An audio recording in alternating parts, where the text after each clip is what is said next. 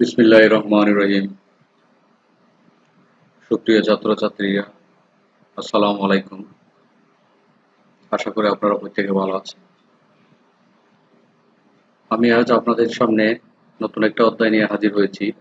অধ্যায়টা হচ্ছে cash flow statement বা বাংলা হচ্ছে নগদ প্রবাহ বিবরণী। এই একটি অধ্যায় অনার্স অ্যাকাউন্টিং এ যারা ফার্স্ট ইয়ার অ্যাকাউন্টিং নিয়ে পড়ালেখা করতেছে তাদের বিজনেস ফিনান্স বই রয়েছে, ব্যবসায় অর্থসংস্থান। যারা অনার্স দ্বিতীয় বর্ষে রয়েছে, ম্যানেজমেন্ট সাবজেক্ট নিয়ে পড়তেছেন তারা তাও বিজনেস ফিনান্সে রয়েছে। এই একটা অধ্যায় যারা এই অ্যাকাউন্টিং নিয়ে অনার্স পড়তেছে তাও তারা যারা সেকেন্ড ইয়ারে দ্বিতীয় বর্ষ রয়েছে, ইন্টারমিডিয়েট অ্যাকাউন্টিং এ রয়েছে, ইন্টারমিডিয়েট অ্যাকাউন্টিং এ ক্যাশ ফ্লো স্টেটমেন্টটা রয়েছে।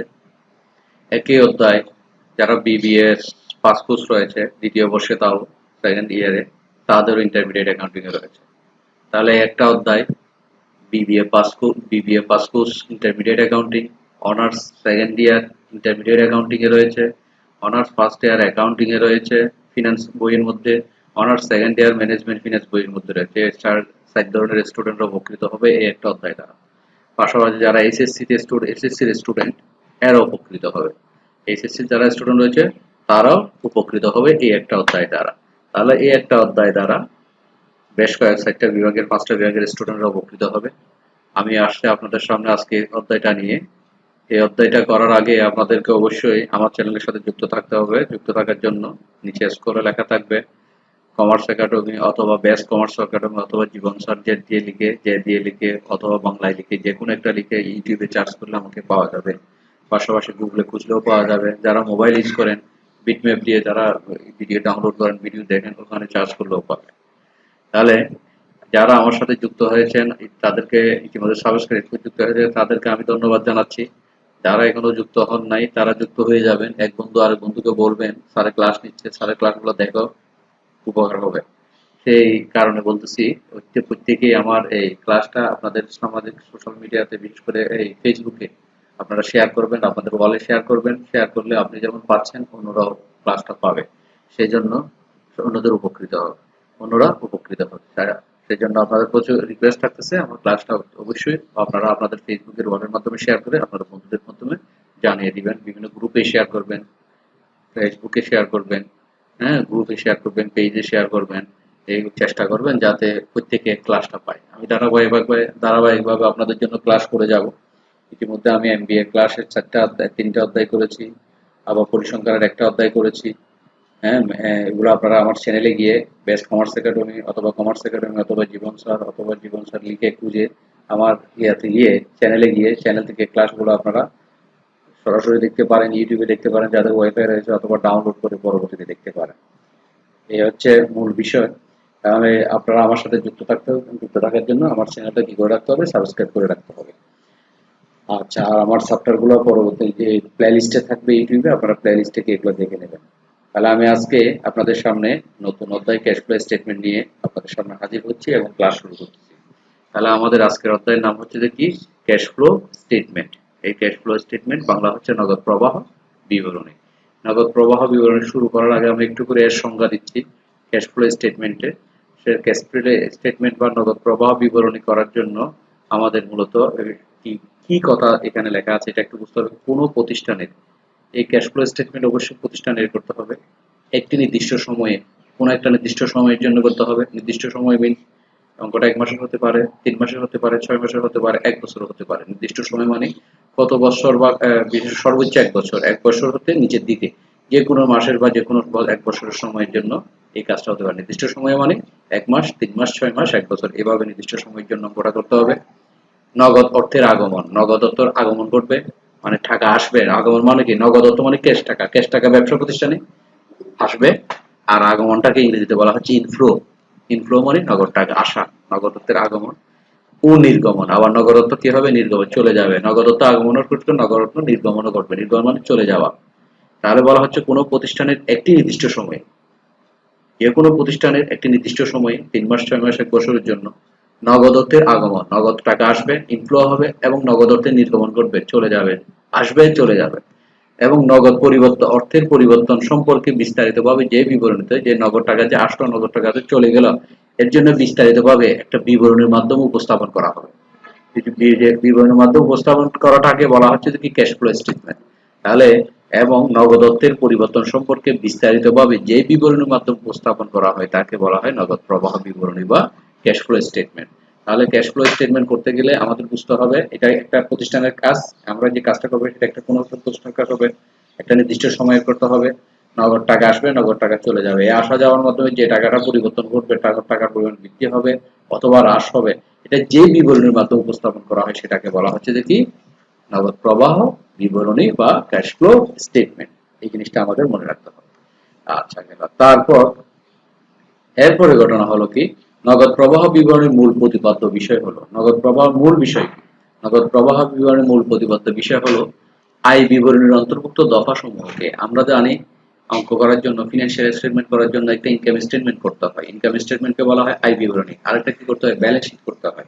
হ্যাঁ, একটা আয় বিবরণী করতে হয়, একটা ব্যালেন্স শিট। আয় বিবরণী আয় ব্যয়ের মাধ্যমে আয় থেকে ব্যয় বাদ দিলে লাভ বের হয়, আর ব্যালেন্স শিটের মধ্যে সম্পদ এবং দায়গুলো দেখানো যায়। বলা হচ্ছে আয় বিবরণীর অন্তর্ভুক্ত দফা সমূহকে। আয় বিবরণীর যে সকল আইটেম গুলো আসে বকেয়া ভিত্তিতে বিবেচনা না করে, এখানে যে আয় বিবরণীর মধ্যে বকেয়ার আইটেমও থাকে, নগদের আইটেমও থাকে, দুই রকম থাকে। আয় বেতন বেতন প্রদান 10,000, আবার বললো 2,000 টাকা বকেয়া। তাহলে 2,000 টাকা 10,000 টাকা যেটা সেটা প্রদান, আর 2,000 টাকা যেটা বকেয়া সেটা বকেয়া। বলা হচ্ছে আয় বিবরণীর অন্তর্ভুক্ত দফা সমূহকে যে আইটেম গুলো আছে, যেমন আমি বেতন দিয়ে উদাহরণ দিলাম, বকেয়া ভিত্তিতে বিবেচনা না করে মানে বাকিটা বিবেচনা না নিয়ে শুধুমাত্র নগদ লেনদেনের ভিত্তিতে বিবেচনা করতে হয়। যে কথা যেটা টাকাটা নগদ হবে, হ্যাঁ, সেই নগদ টাকাটা নিয়ে বিবেচনা করতে হয়। তার মিনস আমি আবার বলতেছি বেতন প্রদান 10,000 টাকার অ্যাঙ্গেলে দেওয়া হলো, সমন্বয় বলতেছে বেতন 2,000 টাকা বকেয়া রয়েছে। তাহলে বেতন 10,000 সাথে 2,000 টাকা যোগ করে আয় বিবরণীতে আমরা 12,000 টাকা দেখাবো। নগদ প্রদান 10,000, বকেয়া বেতন 2,000, তাহলে টোটাল 12,000। তাহলে এখানে বলা হচ্ছে আয় বিবরণীর যে অন্তর্ভুক্ত হয়, যে আমি একটা বেতন বললাম এটা আয় বিবরণীর অন্তর্ভুক্ত দফা সমূহ। এখানে 10,000 টাকা নগদ, 2,000 টাকা বাকি। বকেয়া ভিত্তিতে বিবেচনা, বকেয়া যে টাকাটা আছে সেটা বিবেচনা করে শুধুমাত্র নগদ লেনদেনের ভিত্তিতে বিবেচনা করতে, নগদ টাকাটা নিয়ে বিবেচনা করতে। কেননা নগদ প্রবাহ মিনস মানে নগদ আসা যাওয়া, এখানে বাকির কোনো স্থান নাই। নগদ প্লাস হবে, নগদ মাইনাস হবে, এর মাধ্যমে আসা এবং যাওয়ার মাধ্যমে যে ব্যালেন্সটা থাকবে সেটাকে আমাদের বিবেচনা নিয়ে আসতে হবে। সেই জন্য নগদ লেনদেনের ভিত্তিতে বিবেচনা করতে হয়। যেই যেই সকল অর্থাৎ যেই সকল লেনদেনের ফলে শুধুমাত্র নগদ অর্থের আগমন ও নির্গমন ঘটে সেইগুলোই হচ্ছে নগদ প্রবাহ বিবরণীর মূল প্রতিপাদ্য বিষয়। অর্থাৎ যে সকল লেনদেন, যে সকল আইটেম, যে সকল দফার ফলে নগদ অর্থের পরিমাণ আসবে এবং নগদ অর্থের পরিমাণ চলে যাবে, নগদ অর্থ আগমন ঘটবে, ইনফ্লো হবে, নগদ অর্থ নির্গমন করবে, আউটফ্লো হবে, সেইগুলো হচ্ছে নগদ বিবরণীর নগদ প্রবাহ বিবরণীর মূল প্রতিপাদ্য বিষয়। তাহলে আমরা জানলাম নগদ প্রবাহ বিবরণের মধ্যে কোনো বাকির স্থান নেই। মনে রাখতে হবে নগদ প্রবাহ বিবরণের কিসের নেই? কোনো বাকির বা বকেয়ার স্থান নেই। শুধুমাত্র যেই সকল বিবরণীর মাধ্যমে, যেই সকল লেনদেনের মাধ্যমে, শুধুমাত্র যেই সকল লেনদেনের মাধ্যমে নগদ অর্থের আগমন ঘটবে অথবা নির্গমন ঘটবে, নগদ অর্থ প্রতিষ্ঠানে আসবে বা নগদ অর্থ প্রতিষ্ঠান থেকে চলে যাবে, নির্গমন ঘটবে, সেইগুলো হচ্ছে নগদ প্রবাহ বিবরণীর মূল প্রতিপাদ্য বিষয়। তাহলে আমাদের মূল বিষয় হচ্ছে যে কি এটাই। এক কথা এক বাক্যে যদি আমরা বলে যাই আগমন নির্গমন, এই দুইটা শব্দ, আগমন নির্গমন এবং নগদে। আগমন নির্গমন এটা কিভাবে হবে? নগদ হবে। এই দুইটা ঘটনায় ঘটায় হচ্ছে নগদ প্রবাহ বিবরণীর মূল প্রতিপাদ্য বিষয়। নগদ টাকা আসা, নগদ টাকা চলে যাওয়ার পরিপ্রেক্ষিতে প্রতিষ্ঠানের কি পরিমাণ নগদের পরিমাণ বৃদ্ধি পেল বা হ্রাস পেল, এই বিষয়টা নিয়ে নগদ প্রবাহ বিবরণীর মধ্যে আমাদের কাজ করতে হবে। এই গেল মূল বিষয়, প্রতিপাদ্য বিষয়। এবার আসে অঙ্ক করার পদ্ধতি। অঙ্ক করার পদ্ধতি কি? আমরা অঙ্কটা কিভাবে করব? এই যে নগদ প্রবাহ বিবরণী অঙ্ক করার জন্য আমাদের কি প্রয়োজন হবে, আমরা কিভাবে করব, এই বিষয় সম্পর্কে এখন বিস্তারিত আলোচনা করা হবে।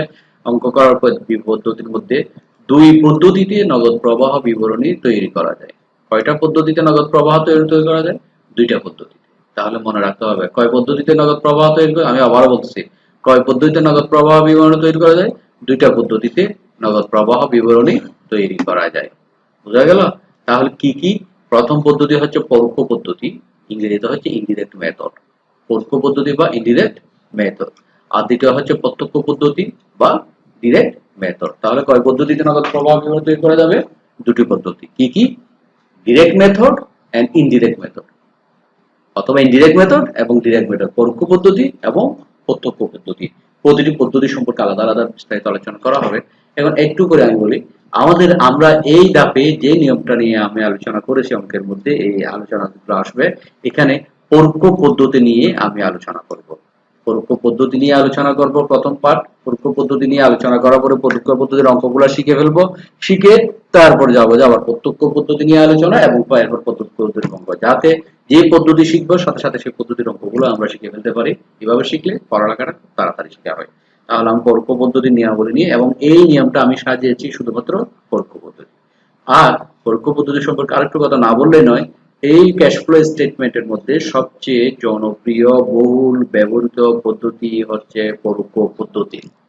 জনপ্রিয় এবং বহুল ব্যবহৃত পদ্ধতি, পরোক্ষ পদ্ধতিটা সবচেয়ে বেশি ব্যবহার হয় এবং এটাই পরীক্ষাতে সবচেয়ে বেশি আসে এবং এটার কাজে বেশি, বইয়ের অঙ্কের মধ্যে এটাও বেশি। বইয়ে যদি 30টা অঙ্ক থাকে 25টা অঙ্ক পরোক্ষ পদ্ধতিতেই থাকবে, বাকিটা ডিরেক্ট মেথড বা প্রত্যক্ষ পদ্ধতিতে।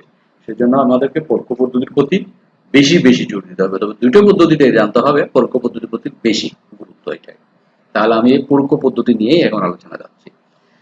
আর পরোক্ষ পদ্ধতি, পরোক্ষ বা প্রত্যক্ষ যে কোনো পদ্ধতিতে নগদ প্রবাহ বিবরণ তৈরি করতে হলে 3টি ধাপের প্রয়োজন হবে। আমরা পরোক্ষ পদ্ধতিতে অঙ্ক করি বা প্রত্যক্ষ পদ্ধতিতে করি, যে পদ্ধতিতে অঙ্ক করি না কেন আমাদেরকে কয়টি ধাপের প্রয়োজন হবে? 3টি ধাপের প্রয়োজন হবে। অঙ্ক করার জন্য, ক্যাশ ফ্লো স্টেটমেন্ট তৈরি করার জন্য কয়টা ধাপের প্রয়োজন? 3টা ধাপের প্রয়োজন হবে, মনে রাখতে হবে। এখন আসি ধাপগুলো কি কি। 1. Cash flow from operating activities. Cash flow from operating, cash নগদ ফ্লো আসবে ফ্রম অপারেটিং অ্যাক্টিভিটিস, পরিচালন কার্যক্রম হতে নগদ প্রবাহ। বাংলা হচ্ছে পরিচালন কার্যক্রম। ব্যবসা পরিচালন করতে গিয়ে যে আয় হবে, পরিচালনা মানে কি, আমি ব্যবসা পরিচালনা করব। ব্যবসা পরিচালনা কার্যক্রম থেকে আয় নগদ প্রবাহ হচ্ছে ব্যবসা চালিয়ে। ব্যবসা চালাতে গেলে কি করতে হবে? ইনকাম স্টেটমেন্ট করতে হবে, নেট ইনকাম আসবে। এই ধাপের সব আইটেমগুলো নেট ইনকাম, ইনকাম স্টেটমেন্টের আইটেমগুলো নিয়ে নেট ইনকাম প্লাস নেট ইনকামের সাথে নগদ অনগদ লেনদেন, নগদ লেনদেন, অনগদ লেনদেনগুলো আইটেম দিয়ে কাজ করতে হবে। তাহলে cash flow from operating activities মানে পরিচালন কার্যক্রম হতে নগদ কার্যগুলো হতে নগদ প্রবাহটা বের করতে হবে। এই পরিচালন কার্যক্রম কি? ব্যবসা পরিচালনা করে নিট লাভ বের করাটা, এটা হচ্ছে পরিচালন। এই অংশে নিট লাভের অংশ আসবে, নিট লাভের কথা আসবে। 2. Cash flow from investing activities, বিনিয়োগ কার্যবলী হতে নগদ প্রবাহ, বিনিয়োগ কার্যবলী হতে নগদ প্রবাহ এটা।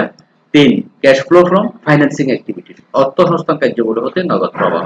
তাহলে আমাদের 3টা ধাপের মধ্যে cash flow from operating activities, এটা হচ্ছে আমাদের ইনকাম স্টেটমেন্টের ধাপের আইটেম নিয়ে কাজ করতে হবে। ক্যাশ ফ্লো ফ্রম ইনভেস্টিং এটা হচ্ছে, এবং cash flow from financing activities, এই দুটো ধাপ ব্যালেন্স শিট থেকে কাজ করতে হবে। এই দুটো ধাপ ব্যালেন্স শিটের আইটেম, আর একটা ধাপ হচ্ছে এই ইনকাম স্টেটমেন্টের আইটেম। তাহলে এই 3টা ধাপ আমাদের শিখতে হবে। আমরা এই প্রতিটি ধাপের আলাদা আলাদা নিয়ম আছে, প্রতিটি নিয়মে আলাদা করে শিখতে হবে। প্রথম এটা পরিচালন কার্যক্রম, তারপর ইনভেস্টিং, তারপর ফাইন্যান্সিং। আমি আসি এখন পরিচালন কার্যক্রম হতে নগদ প্রবাহ নির্ণয় করার জন্য নিয়ম কি আমাদের সেটা জানতে হবে। এটা নিয়ম সম্পর্কে এখন আলোচনা করব।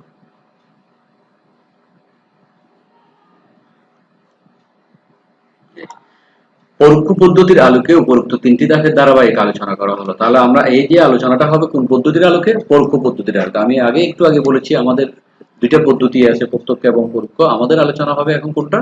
পরোক্ষ পদ্ধতির আলোকে। পরোক্ষ পদ্ধতির আলোকে উপরোক্ত 3টি ধাপের আলোচনা ধারাবাহিকভাবে আলোচনা করা হলো। প্রথম ধাপ হচ্ছে 1 নম্বর cash flow from operating activities, পরিচালন কার্যক্রম থেকে নগদ প্রবাহ। এটা নিয়ে এখন আলোচনা করতেছি। Cash flow from operating activities, পরিচালন কার্যাবলী থেকে নগদ প্রবাহ আমরা কিভাবে নির্ণয় করব এবং সেটা এখন দেখব।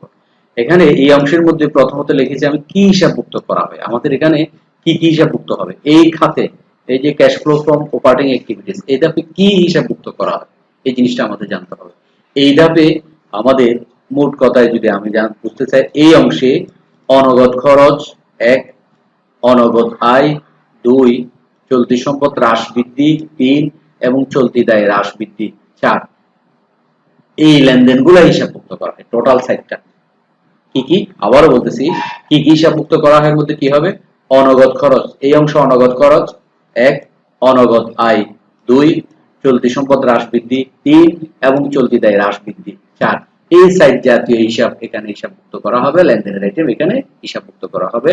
এই হিসাবভুক্ত করা হয় কোথায়? Cash flow from operating activities থেকে। শিরোনামে আমি লিখে দিয়ে দিয়েছি কি কি হিসাবভুক্ত করা হবে। তাহলে আবার আসি, অনগদ খরচ হিসাবভুক্ত করতে হবে, অনগদ আয় হিসাবভুক্ত করতে হবে, এক। অনগদ খরচ হিসাবভুক্ত করতে হবে, অনগদ আয় হিসাবভুক্ত হবে, চলতি সম্পদ হ্রাস বৃদ্ধি, চলতি সম্পদ বাড়া বা কমা এগুলো হিসাবভুক্ত করতে হবে, চলতি দায় হ্রাস বৃদ্ধি এগুলো হিসাব করতে হবে। তাহলে cash flow from operating activities এর মধ্যে এই আমাদের অঙ্কের মধ্যে মূলত কোয়েশ্চেন ইনকাম স্টেটমেন্ট থাকবে, ব্যালেন্স শিট থাকবে। ইনকাম স্টেটমেন্ট এবং ব্যালেন্স শিট দুইটা হিসাবের মোট আইটেম গুলা নিয়ে আমাদের এখানে কাজ করতে হবে, যে যে আইটেম গুলো আমাদের হিসাবভুক্ত করতে হবে 3 ধাপের মধ্যে। তাহলে অপারেটিং অ্যাক্টিভিটিস ধাপের মধ্যে আমি আবার বলছি, 3 বার 4 বার বললাম এক কথা। কি কি অংশ হিসাবভুক্ত হবে? এই অংশে নগদ এই অংশে অনগদ খরচ, এক। অনগদ আয়, দুই। চলতি সম্পদের হ্রাস বৃদ্ধি, চলতি সম্পদ বাড়া বা কমা এবং চলতি দায় হ্রাস বৃদ্ধি জনিত লেনদেনগুলো হিসাবভুক্ত করা হয়। তোমার অনুসার নিবে কিনা দেখো না। নিয়ম, এখন নিয়ম কি? নিয়ম এক। তাহলে কি কি হিসাবভুক্ত করা হয় এটা আমরা জানলাম, এখন জানবো নিয়ম। অনগদ খরচ, প্রথম আসছিল অনগদ খরচ। আমাদের অনগদ খরচ কি করতে হবে? যোগ করতে হবে নিয়মের মধ্যে। আমরা এখন নিয়ম নিয়ে আলোচনা করব। 4টি আইটেম: অনগদ খরচ, অনগদ আয়, আরেকটা ছিল যে কি চলতি সম্পদ হ্রাস বৃদ্ধি, চলতি দায় হ্রাস বৃদ্ধি। এই 4টি আইটেমের মধ্যে এখন নিয়ম হচ্ছে যে কি অনগদ খরচ যোগ করতে হবে। অনগদ খরচ কি করতে হবে? যোগ করতে হবে। আর এখন অনগদ খরচ উদাহরণ কি? যেমন অনগদ খরচ যোগ করতে হবে, ঠিক আছে বললাম। এখন অনগদ খরচ কোনগুলা? যে সকল খরচ নগদ নয় সেগুলাকে বলা হয় অনগদ খরচ। যে সকল লেনদেনের মধ্যে নগদ নাই, যেমন মনে করে আমি আসবাবপত্র বিক্রি করলাম, আসবাবপত্র বিক্রি করলে নগদানি সব ডেবিট, আসবাবপত্র credit, cash debit, furniture credit. তাহলে এই জাবাদের মধ্যে লেনদেনের মধ্যে নগদ আছে শব্দ আর আসবাবপত্র আছে, এটা হচ্ছে নগদ লেনদেন। অনগদ খরচ মানে কি? লেনদেনের মধ্যে জাবাদের মধ্যে নগদ নগদ শব্দ থাকবে না। যেমন অবচয়, আমরা যদি অবচয় জাবাদা বলি, অবচয় জাবাদা কেউ কে বলতে পারবেন? অবচয় ডেবিট আর আসবাবপত্র ক্রেডিট, এটা সনাতন নিয়ম অনুযায়ী অবচয় ডেবিট সম্পত্তি ক্রেডিট।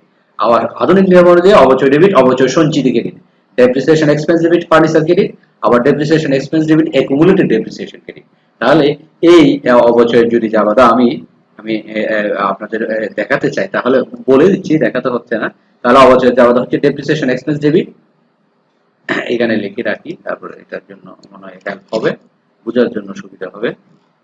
এখানে লিখতেছি অবচয়ের জাবাদা ডেপ্রিসিয়েশন এক্সপেন্স ডেবিট, মানে অনগদ খরচটা বোঝানোর জন্য আমি আপনাদের এই লেখাটা এখানে দেখাচ্ছি। Control depreciation expense debit. দুই রকমেই অবচয়ের জাবাদা দেওয়া যায়। ফার্নিচার ক্রেডিট, ফার্নিচার ক্রেডিট এটা হচ্ছে সনাতন জাবাদা, অবচয়ের জাবাদা। আবার আরেকটা হচ্ছে depreciation expense debit accumulated depreciation, accumulated depreciation expense credit। এই হচ্ছে অবচয়ের জাবাদা, এটা হচ্ছে সনাতন জাবাদা। অবচয়ের সনাতন জাবাদা হচ্ছে দেখি depreciation expense debit furniture credit এটা। আর আধুনিক জাবাদা হচ্ছে depreciation expense debit accumulated depreciation expense credit, এটা হচ্ছে অবচয়ের আধুনিক জাবাদা। তাহলে এইখানে এই জাবাদার মধ্যে আমরা দেখতেছি এখানে কোথাও ক্যাশ লেখা আছে? এটার মধ্যেও ক্যাশ নাই, এটার মধ্যেও ডেবিটও ক্যাশ নাই, ক্রেডিটও ক্যাশ নাই। আবার সনাতন জাবাদা যদি দেখি এখানেও ক্যাশ নাই, এখানেও ক্যাশ নাই, কোথাও কি নাই? ক্যাশ নাই। আর ক্যাশ না থাকলে সেটাই হচ্ছে অনগদ লেনদেন। যে সকল লেনদেনের মধ্যে ক্যাশ শব্দ থাকবে না, নগদ শব্দ থাকবে না, সেটাই হলো যে কি অনগদ লেনদেন। বোঝানো গেল? আশা করি আপনারা বুঝছেন অনগদ লেনদেন কি। তাহলে আমি অনগদ লেনদেনটা বোঝাতে পারলাম। এই অনগদ খরচ যোগ করতে হবে, ওই জাতীয় যে লেনদেনের সাথে অনগদ নগদ থাকবে না সেগুলো যোগ করতে হবে। আর সেগুলো কি আমি এখানে নিয়মের মধ্যে লিখে রাখছি, এর চেয়ে বাইরে কিছু আসবে না, এগুলোর মধ্যে ফিক্স থাকবে। এক নম্বর হচ্ছে অবচয় ডেপ্রিসিয়েশন এক্সপেন্স, এটা একটা অনগদ খরচ। অবলোপন অ্যামোর্টাইজেশন এক্সপেন্স, এটা একটা অনগদ খরচ। অবচয় এবং অবলোপন, অবচয় হচ্ছে স্থায়ী সম্পদ যা চোখে দেখা যায়। স্থায়ী সম্পদ কি? আসবাবপত্রের উপর অবচয় দেওয়া হলো। আমরা আসবাবপত্র জানি, একটা ফার্নিচার নিলাম আমরা 10,000 টাকা দিয়ে, তো 5 বছর পরে কি এটাকে আর 10,000 টাকা বিক্রি করা যাবে? যাবে না। মনে করি 3,000 টাকা বিক্রি করে দিলাম, তাহলে 10,000 টাকা কিনেছি, বিক্রি করেছে 3,000 টাকা, তাহলে কত টাকা কমে গেল? নিশ্চয়ই 7,000 টাকা। ওই 7,000 টাকা হচ্ছে যে ওই ফার্নিচারের অবচয়। আবার একটা মনে করো মোবাইল কিনলাম, 10,000 টাকাতে একটা মোবাইল কিনলাম, 3 বছর ব্যবহার করলাম, 2,000 টাকা বিক্রি করে দিলাম।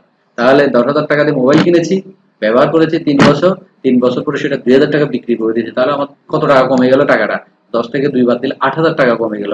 ওই 8,000 টাকাটা হচ্ছে দেখি ডেপ্রিসিয়েশন। এটা হচ্ছে স্থায়ী সম্পদের অবচয়। স্থায়ী সম্পদের বেলায় অবচয় লিখতে হয় বাংলায়, ইংরেজিতে লিখতে হয় ডেপ্রিসিয়েশন, মনে রাখতে হবে। সেই জন্য এখানে ফার্নিচার আমি এখানে লিখি depreciation expense debit furniture credit, এটা হচ্ছে স্থায়ী সম্পদের বেলায়। আবার তাহলে স্থায়ী সম্পদ আমরা কি হতে পারে? প্লান্ট হতে পারে, ফার্নিচার হতে পারে, যন্ত্রপাতি হতে পারে, তারপর এই বিল্ডিং হতে পারে, এগুলো সবগুলো হচ্ছে যে স্থায়ী সম্পদ। এই স্থায়ী সম্পদের বেলায় সবসময় ডেপ্রিসিয়েশন এক্সপেন্স লিখতে হবে, মনে রাখতে হবে, বাংলায় অবচয় লিখতে হবে। আর অবলোপন হচ্ছে কি? অবলোপন ইংরেজিতে বলা হচ্ছে অ্যামোরাইজেশন। অ্যামোরাইজেশন এক্সপেন্স, অবলোপন ইংরেজি হচ্ছে অ্যামোরাইজেশন। সম্পদ কিছু বাস্তব আছে, কিছু অবাস্তব আছে, কিছু দেখা যায়, কিছু দেখা যায় না। যে সম্পদগুলো আমরা ফার্নিচার দেখতে পারি, ধরতে পারি, ছুতে পারি, এটা হচ্ছে কেসটা বাস্তব সম্পদ, চোখে দেখা যায়। বিল্ডিং চোখে দেখা যায়, পেন চোখে দেখা যায়, সবগুলো চোখে দেখা যায়, ধরা যায়, ছোঁয়া যায়। এমন কিছু সম্পদ আছে অলিক অবাস্তব বা ভুয়া সম্পদ, যেগুলো চোখে দেখা যায় না, ধরা যায় না, ছোঁয়া যায় না, তবে ব্যবসা প্রতিষ্ঠানে আসে কি আছে, সেটা অনুভব করা যায়, অনুমান করা যায়, সেটা হচ্ছে যে কি অবাস্তব বা ভুয়া সম্পদ বা অলিক সম্পদ, ইনটেনজিবল আছে। ওই সম্পদের উদাহরণ কি? যেমন একটা যদি বলি আমি সুনাম। সুনাম কি? সুনাম আমরা বোঝাতে বলি ওই ছেলেটা ভালো, ওই মেয়েটা ভালো, ওই ছেলেটা ভালো, ওই মেয়েটা ভালো। এখন এই ভালো শব্দ, সে তার মা বাবার কথা শুনে, সে পড়ালেখা করে, সে সবকিছু করে, সে ভালোভাবে চলাফেরা করে, সে এই ভালোটা হচ্ছে তার গুণ। মেয়েটা বা ছেলেটার গুণটা হচ্ছে কি ভালো শব্দটা, ওই ভালোটাই হচ্ছে যে একটা প্রতিষ্ঠানের জন্য সুনাম। আর প্রতিষ্ঠানের বেলায় কি? আমরা যদি বলি আবুল খায়ের কোম্পানি, আবুল খায়ের কোম্পানির সয়াবিন তেল খুব ভালো, ওই সয়াবিন তেল ওর সরিষার তেলটা খুব ভালো, তাহলে যে কেউ আবুল খায়ের কোম্পানির অন্য কোম্পানিটা না কিনে আবুল খায়েরটা কিনতে যাবে। ওই ভালো শব্দটাই হচ্ছে যে ওই প্রতিষ্ঠানের জন্য একটা গুডউইল বা সুনাম।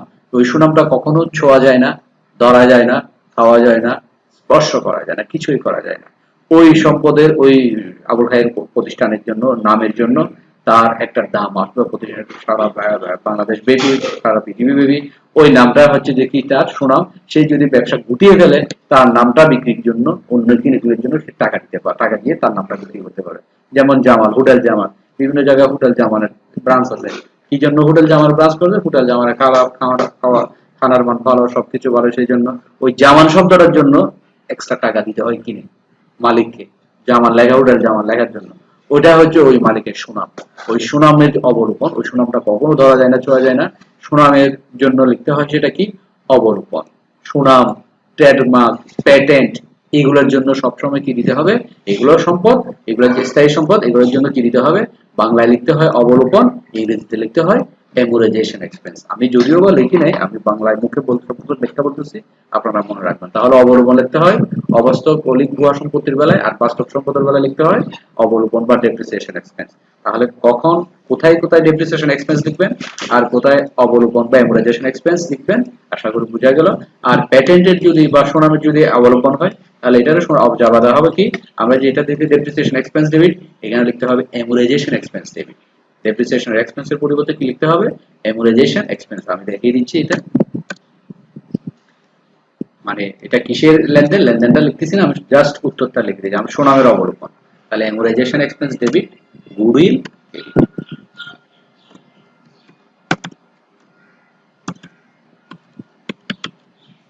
গুডউইল ক্রেডিট, এটা হচ্ছে সুনামের অবলোপন যাওয়া।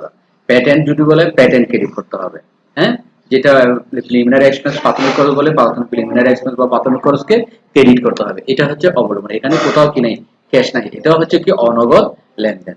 তাহলে আমরা অনগদ লেনদেন এবং নগদ লেনদেন আশা করি বুঝতে পারলাম। এবং এটার জন্য অনগদ খরচ কি কি? তাহলে ডেপ্রিসিয়েশন এক্সপেন্স একটা পাইলাম, অ্যামোরাইজেশন এক্সপেন্স আরেকটা পাইলাম, দুটা পাইলাম। আর loss on sale of fixed asset, স্থায়ী সম্পত্তি বিক্রয়জনিত ক্ষতি। Loss on sale of fixed অ্যাসেটের বাংলা হচ্ছে স্থায়ী সম্পত্তি বিক্রয়জনিত ক্ষতি। স্থায়ী সম্পদ আমরা জানি, বিল্ডিং জানি, আসবাবপত্র জানি, প্লান্ট জানি, এগুলো হচ্ছে স্থায়ী সম্পদ। এগুলো বিক্রয়জনিত ক্ষতি মানে কি? বিক্রি করে ক্ষতি হওয়া। বিক্রি করে ক্ষতি হওয়া মানে কি? আমি 10,000 টাকা দিয়ে একটা কি কিনলাম, ফার্নিচার কিনলাম। 10,000 টাকা দিয়ে ফার্নিচার কিনে সেটা যদি 8,000 টাকা বিক্রি করি, আমার কত টাকা লস হলো? একটু খেয়াল করেন। আমি এখানে জার্নালটা লিখে দেখাচ্ছি। ফার্নিচার, ফার্নিচার আমি লেনদেনটাও লিখে রাখতেছি যাতে বোঝার জন্য সুবিধা হয়। এগুলো অঙ্কের বেলায় এত কিছু চিন্তা করতে হয় না, তবে আমি বোঝানোর জন্য আমি জিনিসটা লিখতেছি। আসবাবপত্র, আসবাবপত্র বিক্রয় 10,000 টাকা দিলাম, যার ক্রয় মূল্য মূল্য 8,000 টাকা, 8,000 টাকা। তাহলে লেনদেনটা লিখলাম কি? আসবাবপত্র বিক্রয় করা, না ভুল, এটা আসবাবপত্র বিক্রয় হচ্ছে 8,000 টাকা, এটা 8,000 টাকা, আর ক্রয় মূল্য হচ্ছে কত? 10,000 টাকা। বলতে হয়ে গেল 10,000 টাকা। 10,000 টাকা দিয়ে আসবাবপত্র বিক্রি করেছি কত টাকা? 8,000 টাকা। আর যার ক্রয় মূল্য ছিল 10,000 টাকা। 10,000 টাকা দিয়ে আসবাবপত্র কিনে সেটা কত টাকা বিক্রি করছি আমি? 8,000 টাকা বিক্রি করছি। লাভে বিক্রি করলাম নাকি লসে বিক্রি করলাম? নিশ্চয়ই প্রত্যেকে বলবেন লসে। কেন? কিনেছি 10,000 টাকা, বিক্রি করছি কত টাকা? 8,000 টাকা দিয়ে। তাহলে 2,000 টাকা আমার লস। তাহলে এটা হচ্ছে যে লস। আর এটার জন্য জার্নাল দিলে কিরকম হবে? আসবাবপত্র বিক্রি করলে কি আসবে? ক্যাশ টাকা আসবে। তাহলে ক্যাশ ডেবিট। জার্নালটা ইংরেজিতে লিখতেছি আমি। Cash debit.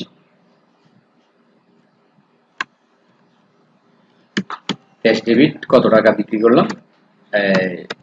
8,000 টাকা বিক্রি করলাম, ক্যাশ ডেবিট দিলাম। এরপর 10,000 টাকার আসবাবপত্র বিক্রি করে 8,000 টাকা বিক্রি করে তাহলে ক্যাশ পাইলাম কত টাকা? 8,000 টাকা। ক্যাশ বৃদ্ধি আসলো 8,000। লস কত? লস করো 2,000 টাকা। এটার জন্য লিখতে হবে loss on sale of furniture, loss on sale of fixed asset বা ফার্নিচার।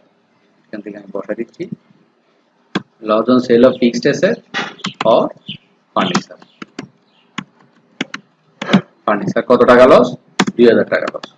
তাহলে আমরা 10,000 টাকার ফার্নিচারের মধ্যে 8,000 টাকা বিক্রি করে ক্যাশ পাইলাম 8,000 টাকা, লস করলাম কত? 2,000 টাকা। তাহলে দুইটাই ডেবিট, টোটাল হলো 10,000। ক্রেডিট কে হবে? ক্রেডিট হবে আমাদের জন্য ফার্নিচারটা ক্রেডিট হবে। ফার্নিচার বিক্রি করে দিলে ফার্নিচার চলে যাবে, সম্পত্তি আসলে ডেবিট, সম্পত্তি চলে গেলে কি? ক্রেডিট। সম্পত্তি চলে গেল, কত টাকার সম্পত্তি চলে গেল লস দিয়ে? 10,000 টাকার সম্পত্তি চলে গেল। তাহলে আমাদের ডেবিট যত, ক্রেডিট তত আমরা এখানে একটা কি পেয়ে দিলাম? জাবেদা পেয়ে দিলাম। তাহলে cash debit 8,000, loss on sale of fixed asset debit 2,000, furniture 10,000 টাকা। এটাই হচ্ছে স্থায়ী সম্পদ বিক্রয়জনিত ক্ষতি। এটা কি এখানে এটাকে অনগদ লেনদেনের মধ্যে চলে আসবে, যেটা এখানে কোনো নগদ নয়। যদি 8,000 টাকা ক্যাশ, এটা না, এখানে আমাদের শুধু এটার জন্য চিন্তা করা হচ্ছে। এই ক্যাশেরটা হিসেবে আসবে না। লস কত? এটা যদি আবার আলাদা আলাদা জার্নাল আমরা চিন্তা করি, এটা আমরা কম্বাইন করেছি। এটা যদি সিঙ্গেল সিঙ্গেল জার্নাল চিন্তা করি, লস কত? লসের জার্নালে যদি চিন্তা করি শুধুমাত্র লস, তাহলে হবে এটা ডেবিট। আমি আবার এটা দিয়ে দেখাচ্ছি। আবার অনেকে বলবে এখানে ক্যাশ একটা আছে, ক্যাশ টাকা করে আবার স্যার এরকম বলতেছে কেন? Cash loss on sale of furniture debit আর ফার্নিচার ক্রেডিট, এটা যে আলাদা এইভাবে হয় সিঙ্গেল সিঙ্গেল করে। আমি কিন্তু কম্বাইন করে ফেলছি, সেজন্য ওখানে ক্যাশ আসছে 2,000। এই জাবেদাটা এটাই। এখানে দুইটা জাবেদা একসাথে আমি কাজ করেছি। সম্পত্তি বিক্রয় করছে যে ওইটার জাবেদা এক, এবং সম্পত্তি লস হচ্ছে যে এটার জাবেদা। দুইটা জাবেদা এই মধ্যে দুইটা একসাথে কম্বাইন করেছি, কিন্তু শুধুমাত্র ক্ষতিতে বিক্রয়, ক্ষতির অংশটা হিসাবভুক্ত করতে গেলে জাবেদা হবে loss on sale of fixed asset or furniture debit, furniture credit. এটাই হচ্ছে। এখানে কোথাও কি ক্যাশ আছে? নিশ্চয়ই ক্যাশ নাই। দেখতেছেন এখানে ক্যাশ নাই। আমাদের জাবেদা কিন্তু এখানে দুইটা জাবেদা একসাথে। আমাদের প্রকৃতপক্ষে নিয়মটার জন্য হচ্ছে যে এটাই, এখানে কোথাও নাই, ক্যাশ নাই। এটা হচ্ছে যে স্থায়ী সম্পত্তির বিক্রয় ক্ষতি জার্নাল। আর আমাদের এখানে লেখা ছিল স্থায়ী সম্পত্তির বিক্রয় জনিত ক্ষতি। এইটা হচ্ছে অনগদ লেনদেন। কেননা এখানে কোথাও এই এন্ট্রির মধ্যে কোথাও কি নাই? ক্যাশ নাই। এটা অনগদ লেনদেন। তাহলে এটাও কি গেল? অনগদ লেনদেন গেল। আরেকটা অনগদ লেনদেন গেল। তাহলে আমরা তিনটা অনগদ লেনদেন শিখলাম। আর অনগদ মানে জানি যে এখানে কি নাই? নগদের কোনো বালাই নাই। গেল, এই গেল অনগদ লেনদেন। তাহলে কয়টা পাইলাম অনগদ লেনদেন? অনগদ লেনদেন বা অনগদ খরচ, অবচয়, অনগদ অবচয় ডেপ্রিসিয়েশন এক্সপেন্স পাইলাম, অ্যামোর্টাইজেশন এক্সপেন্স পাইলাম, স্থায়ী সম্পত্তি বিক্রয়জনিত ক্ষতি বা loss on sale of fixed asset, এই তিনটা আইটেম পাইলাম। এই তিনটা আইটেমটাই হচ্ছে অনগদ খরচ। অঙ্কের মধ্যে এই তিনটার মধ্যে সীমাবদ্ধ থাকে, এর চেয়ে বেশি থাকে না। এই গেল অনগদ খরচ। এরপর আসি অনগদ আয়। এটা হচ্ছে অনগদ আয়। এই অনগদ আয় স্থায়ী সম্পত্তি বিক্রয়জনিত লাভ। একটা উদাহরণই আছে এটা অনগদ আয়ের। অনগদ আয়ের এটা তো নগদ থাকবে না। এটার উদাহরণ কি? স্থায়ী সম্পত্তি বিক্রয়জনিত লাভ। এটা ছিল স্থায়ী সম্পত্তি বিক্রয়জনিত ক্ষতি অনগদের খরচের বেলায়। আর এটা হচ্ছে স্থায়ী সম্পত্তি বিক্রয়জনিত লাভ, গেইন অন অথবা profit on sale of fixed asset. এটা কি? এটা যদি এরকম হতো, আসবাবপত্র বিক্রয় 10,000 টাকা, ক্রয় মূল্য 8,000 টাকা। আচ্ছা, এটা থাক, আমি আর একটা করি। এটা এটার মধ্যে এটাই থাক। এটা আর একটা নতুন করে লেনদেন তৈরি করি। এবারে জাবেদা সহই তৈরি করি, দুটোটা দিয়ে দেখাই।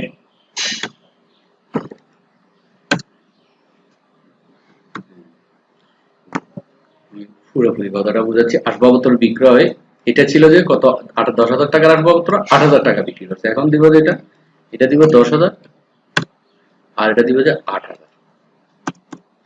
তাহলে আসবাবপত্র বিক্রয় 10,000, যার কিনে দাম ছিল কত?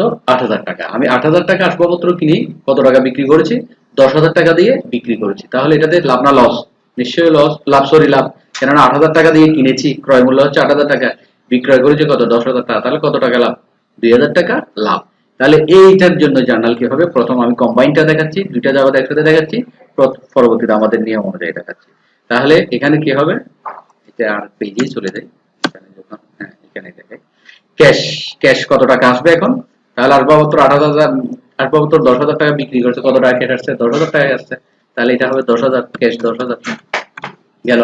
তাই এখানে লাভ হচ্ছে না লস হচ্ছে, নিশ্চয়ই এক বাক্যে বলবেন 8,000 থেকে যদি 10,000 টাকা বিক্রি করে 2,000 টাকা লাভ হচ্ছে, আর লাভ হলে কি হবে, লাভ হলে লিখতে হবে gain on sale of fixed asset, এটাই gain on sale of, gain অথবা profit on sale of fixed asset, এটাই লিখতে হবে। আমি এখান থেকে এটা কপি করে এখানে বসে দিচ্ছি, gain or gain or profit on sale of fixed asset or furniture, এটা হবে যে এবার ক্রেডিট, একটু আগে ছিল ডেবিট, এখন হচ্ছে যে ক্রেডিট। আর ফার্নিচার কিনে দাম কত ছিল, যত টাকা দিয়ে কিনে, যত টাকা দিয়ে কিনা হয় তত টাকা দিয়ে আবার বিক্রিতে ক্রেডিট করতে হয়, কিনছে কত টাকা দিয়ে 8,000 টাকা দিয়ে, আমাদের এটা ক্রেডিট করতে হবে কত টাকা, তাও 8,000 টাকা, তাহলে 8,000 টাকা ক্রেডিট। তাহলে এখন দেখা যাচ্ছে ক্যাশ ডেবিট কত টাকা 10,000 টাকা, আর ক্যাশ ডেবিট 10,000 টাকা, গেইন গেইন অথবা profit on sale of fixed asset অথবা ফার্নিচার কত টাকা, গেইন করছে 2,000 টাকা গেইন, আর ফার্নিচার হচ্ছে কত টাকা 8,000 টাকা। এই হচ্ছে এটা কম্বাইন্ড জায়গাটা। আর আমাদের নিয়ম মোতাবেক যদি সিঙ্গেল জার্নাল করি তখন কি হবে, তখন আমাদের জায়গাটা উল্টে যাবে, তখন আমাদের জায়গাটা হবে যে, এটা কেটে দিচ্ছি, এটা নিয়ে আসি,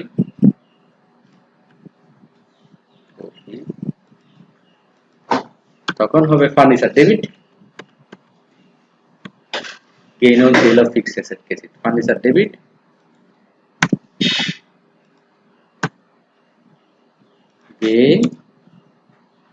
gain on furniture debit, gain on sale of fixed asset ও বলতে পারবেন, অথবা profit on sale of fixed asset ও বলতে পারবেন, অথবা gain on sale of furniture ও বলা যায়, যে কোনো একটা বলা যায়। কত টাকা 2,000, এখানে কোথাও কি ক্যাশ আছে, আমাদের মূলত যাওয়া দেখতে, এটাতে কোথাও ক্যাশ আছে, নিশ্চয়ই ক্যাশ নেই।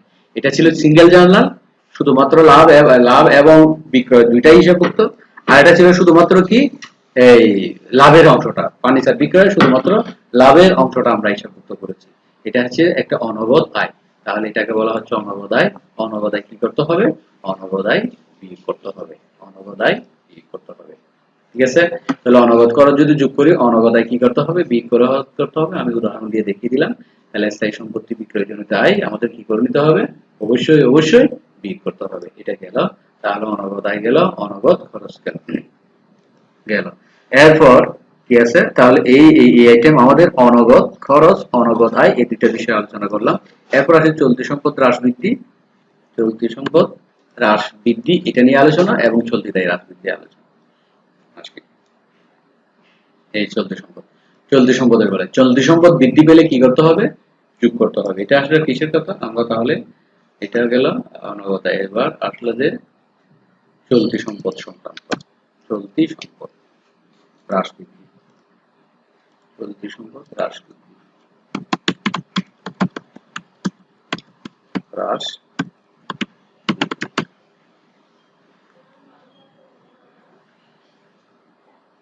তাহলে আমরা এখন চলতি সম্পদ হ্রাস বৃদ্ধি সম্পর্কে আলোচনা করব।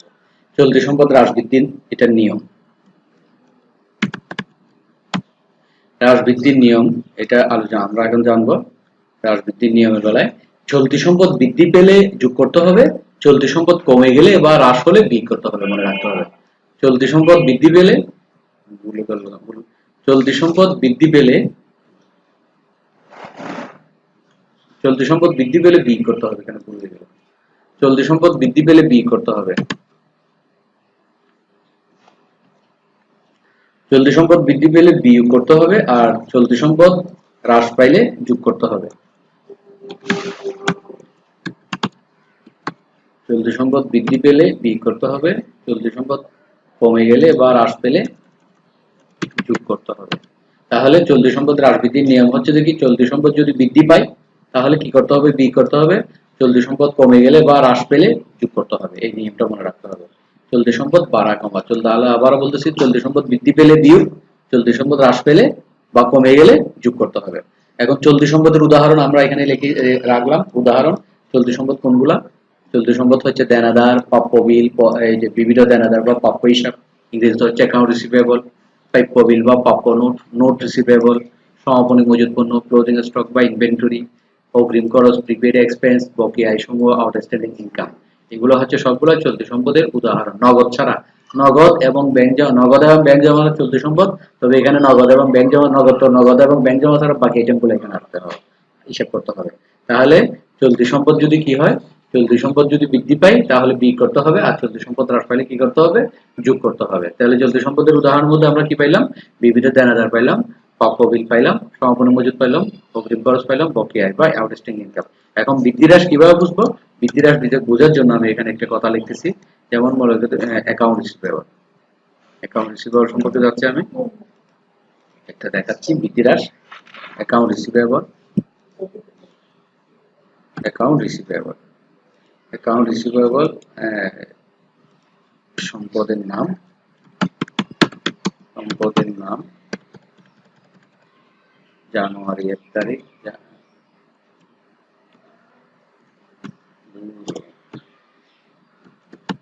জানুয়ারি 1 তারিখ, জানুয়ারি 1 এর হিসাব,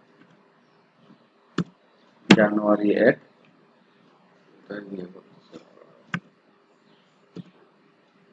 জানুয়ারি 1,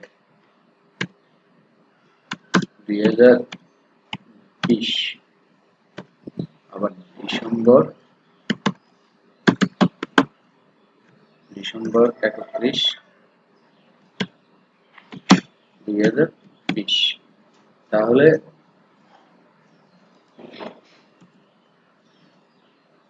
আমি এটা বোঝানোর জন্য কোথায় গেলে, সম্পদের নাম, এখানে মনে হলো সম্পদের নাম জানুয়ারি 1, 2020, ডিসেম্বর 31, 2020। সম্পদের নাম দিলাম অ্যাকাউন্ট রিসিভেবল, আর জানুয়ারির 1 তারিখে আছে দিলাম 20,000 টাকা, ডিসেম্বরের 31 তারিখে দিলাম 30,000 টাকা, 30,000 টাকা। এখন বৃদ্ধি এবং হ্রাস, এখন আসি আমরা সম্পদের বৃদ্ধি এবং হ্রাসের বেলায়। তাহলে এই যে অ্যাকাউন্ট রিসিভেবল, এটা একটা চলতি সম্পদ, এটা জানুয়ারিতে ছিল 20,000 টাকা, ডিসেম্বরে হয়েছে 30,000 টাকা। তাহলে যে 2020 সালে জানুয়ারিতে যে জিনিসটা 20,000 টাকা ছিল, ডিসেম্বরের 31 তারিখে সেটা কত টাকা হয়েছে, 30,000 টাকা হয়েছে। তাহলে অ্যাকাউন্ট রিসিভেবল বৃদ্ধি পেয়েছে নাকি কমে গেছে, বলেন দেখি। নিশ্চয়ই আপনারা বলবেন বেড়ে গেছে। কত টাকা বেড়েছে, 10,000 টাকা বেড়েছে। এই 10,000 টাকা হচ্ছে অ্যাকাউন্ট রিসিভেবল ইনক্রিজ। বুঝা গেল? তাহলে ইনক্রিজ আমরা বুঝতে পারলাম। তাহলে এই অ্যাকাউন্ট রিসিভেবল ইনক্রিজ হতে পারে, এরকম প্রাপ্যগুলি এটাও হতে পারে, নোট রিসিভেবল হতে পারে, সমাপনী মজুদ, ক্লোজিং স্টক, ইনভেন্টরি হতে পারে, প্রিপেড এক্সপেন্স বা অগ্রিম খরচ হতে পারে, আউটস্ট্যান্ডিং ইনকাম এটাও হতে পারে। যে কোনো একটা আইটেম এখানে হতে পারে, কি এই সম্পদের আইটেম এখানে যে কোনো একটাই হতে পারে। বোঝা গেল? তাহলে এই গেল মূলত আমাদের এই চলতি সম্পদ বৃদ্ধির কথা। এই চলতি সম্পদ আবার যদি হ্রাস হলে, হ্রাস যদি হয়, আমি আবার আজ দিয়ে একটা দেখাচ্ছি। অ্যাকাউন্ট রিসিভেবল, তাও অ্যাকাউন্ট রিসিভেবল, নোট রিসিভেবল দিয়ে দেখে।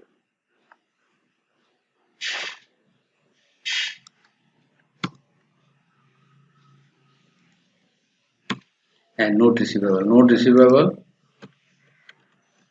জানুয়ারিতে ছিল 30,000 টাকা, ডিসেম্বরে হয়েছে 25,000 টাকা। তাহলে এটা কি হলো, বছরের শুরুতে আছে 30,000 টাকা, বছরের শেষ হয়ে গেলে কত, 25,000 টাকা। বৃদ্ধি না হ্রাস, নিশ্চয়ই কমে গেছে। কত টাকা কমে গেছে, 5,000 টাকা কমে গেছে। এটা হচ্ছে নোট রিসিভেবল হ্রাস, চলতি সম্পদ কমে যাওয়া। আর চলতি সম্পদ কমে গেলে কি করতে হবে, যোগ করতে হবে। তাহলে আমরা চলতি সম্পদ বৃদ্ধি এবং হ্রাস সম্পর্কে অবশ্যই বুঝে গেলাম। তাহলে চলতি সম্পদ যদি বৃদ্ধি পায় বিয়োগ করতে হয়, চলতি সম্পদ যদি হ্রাস পায় কি করতে হবে, যোগ করতে হবে। তাহলে এই জিনিসটা আমাদের মনে রাখতে হবে, চলতি সম্পদ বৃদ্ধি এবং হ্রাসের বেলাটা আমাদের বুঝে নিতে হবে। তাহলে আমরা গেল চলতি সম্পদের বেলায়। তাহলে কি শিখলাম, চলতি সম্পদ আমরা শিখলাম যে কি, চলতি সম্পদ যদি বৃদ্ধি পায় বিয়োগ করতে হবে, চলতি সম্পদ বৃদ্ধি পেলে বিয়োগ করতে হবে, চলতি সম্পদ যদি কমে যায় বা হ্রাস পায় কি করতে হবে, যোগ করতে হবে। এই গেল, কমে গেলে বা হ্রাস পেলে কি করতে হবে, যোগ করতে হবে। উদাহরণ, চলতি সম্পদের আমরা এই উদাহরণ কয়েকটা দিয়েছি, এগুলো মুখস্থ রাখবেন। Account receivable, note receivable, closing stock বা inventory, prepaid expense, outstanding income, এগুলো বকেয়া। এগুলো যে কোনো আইটেম, এগুলো যদি বৃদ্ধি এবং হ্রাস পায়, চলতি সম্পদ বৃদ্ধি পেলে বিয়োগ, চলতি সম্পদ হ্রাস পেলে যোগ। তার মনে রাখবেন, চলতি সম্পদ সংক্রান্ত আমরা গেল এবং উদাহরণ দিয়ে জিনিসটা বুঝিয়ে দিলাম। এরপর আসি চলতি দায়। চলতি দায় যদি বৃদ্ধি পায় যোগ করতে হবে। চলতি দায় যদি বৃদ্ধি পায় কি করতে হবে, যোগ করতে হবে। আর চলতি দায় যদি কমে যায় বিয়োগ করতে হবে। চলতি সম্পদের উল্টা, বিয়োগ করতে হবে। তাহলে চলতি দায়ের বেলায় চলতি দায়ের নিয়ম, আমাদের চলতি সম্পদের নিয়ম গেল। এবার আছে চলতি দায় হ্রাস বৃদ্ধির নিয়ম। চলতি সম্পদ, চলতি দায়, চলতি দায় হ্রাস বৃদ্ধির নিয়ম। তাহলে চলতি দায় হ্রাস বৃদ্ধির নিয়মের বেলায় আমরা কি জানি, চলতি দায় বৃদ্ধি পেলে কি করতে হবে? আবারও বলতেছি, চলতি দায় বৃদ্ধি পেলে যোগ করতে হবে, চলতি দায় কমে গেলে বিয়োগ করতে হবে। উল্টা, চলতি সম্পদ বৃদ্ধি পেলে ছিল বিয়োগ, আর চলতি দায়ের বেলায় চলতি সম্পদ বৃদ্ধি পেলে চলতি দায়ের বেলায় চলতি দায় বৃদ্ধি পেলে হবে যোগ। আবার চলতি সম্পদ কমে গেলে ছিল যোগ, আবার চলতি দায়ের বেলায় কমে গেলে হবে যে বিয়োগ। তাহলে চলতি সম্পদ নিয়মটা মনে রাখলে তার বিপরীতটা হচ্ছে চলতি দায়, বা কেউ চলতি দায় মনে রাখলে তার বিপরীতটা হচ্ছে চলতি সম্পদ, এটা মনে রাখতে হবে। বাড়া কমা, আর এটার উদাহরণ এখানে লিখেছি। উদাহরণ কি কি আছে? উদাহরণ আছে বিবিধ পাওনাদার বা পদেয় হিসাব, ইংরেজিতে বলে অ্যাকাউন্ট পেয়েবল, প্রদেয় বিল বা প্রদেয় নোট পেয়েবল বা নোটস পেয়েবল, আয়কর সঞ্চিতি, প্রভিশন ফর ইনকাম ট্যাক্স বা tax payable, provision for income tax বা ট্যাক্স পেয়েবল, বকেয়া খরচ বা আউটস্ট্যান্ডিং এক্সপেন্স। এগুলো হচ্ছে চলতি দায়ের উদাহরণ, মোটামুটি দিয়েছি। এগুলো হচ্ছে কি করতে হবে, আমাদের চলতি দায় যদি বৃদ্ধি পায় বা হ্রাস পায় এগুলোকে লিখতে হবে। আমি এই নিয়মের মতোই আর কি চলতি দায়। আচ্ছা, এটাও একটা দেখিয়ে দিচ্ছি আমি। এই চলতি দায় সংক্রান্ত দুইটা আইটেম দিয়ে উদাহরণ দিয়ে দেখিয়ে দিচ্ছি, তাহলে আরো ভালো হবে বিস্তারিত স্বরূপ। তাহলে এটা সম্পদের নাম, এটা হবে যে এবার দায়ের নাম। দায়ের নাম জানুয়ারি, ঠিক আছে। এখানে অ্যাকাউন্ট রিসিভেবলের জায়গায় অ্যাকাউন্ট পেয়েবল দিয়ে দিই। আচ্ছা, এখানে আছে, কপি করে নিয়ে আসলে হবে অ্যাকাউন্ট পেয়েবল।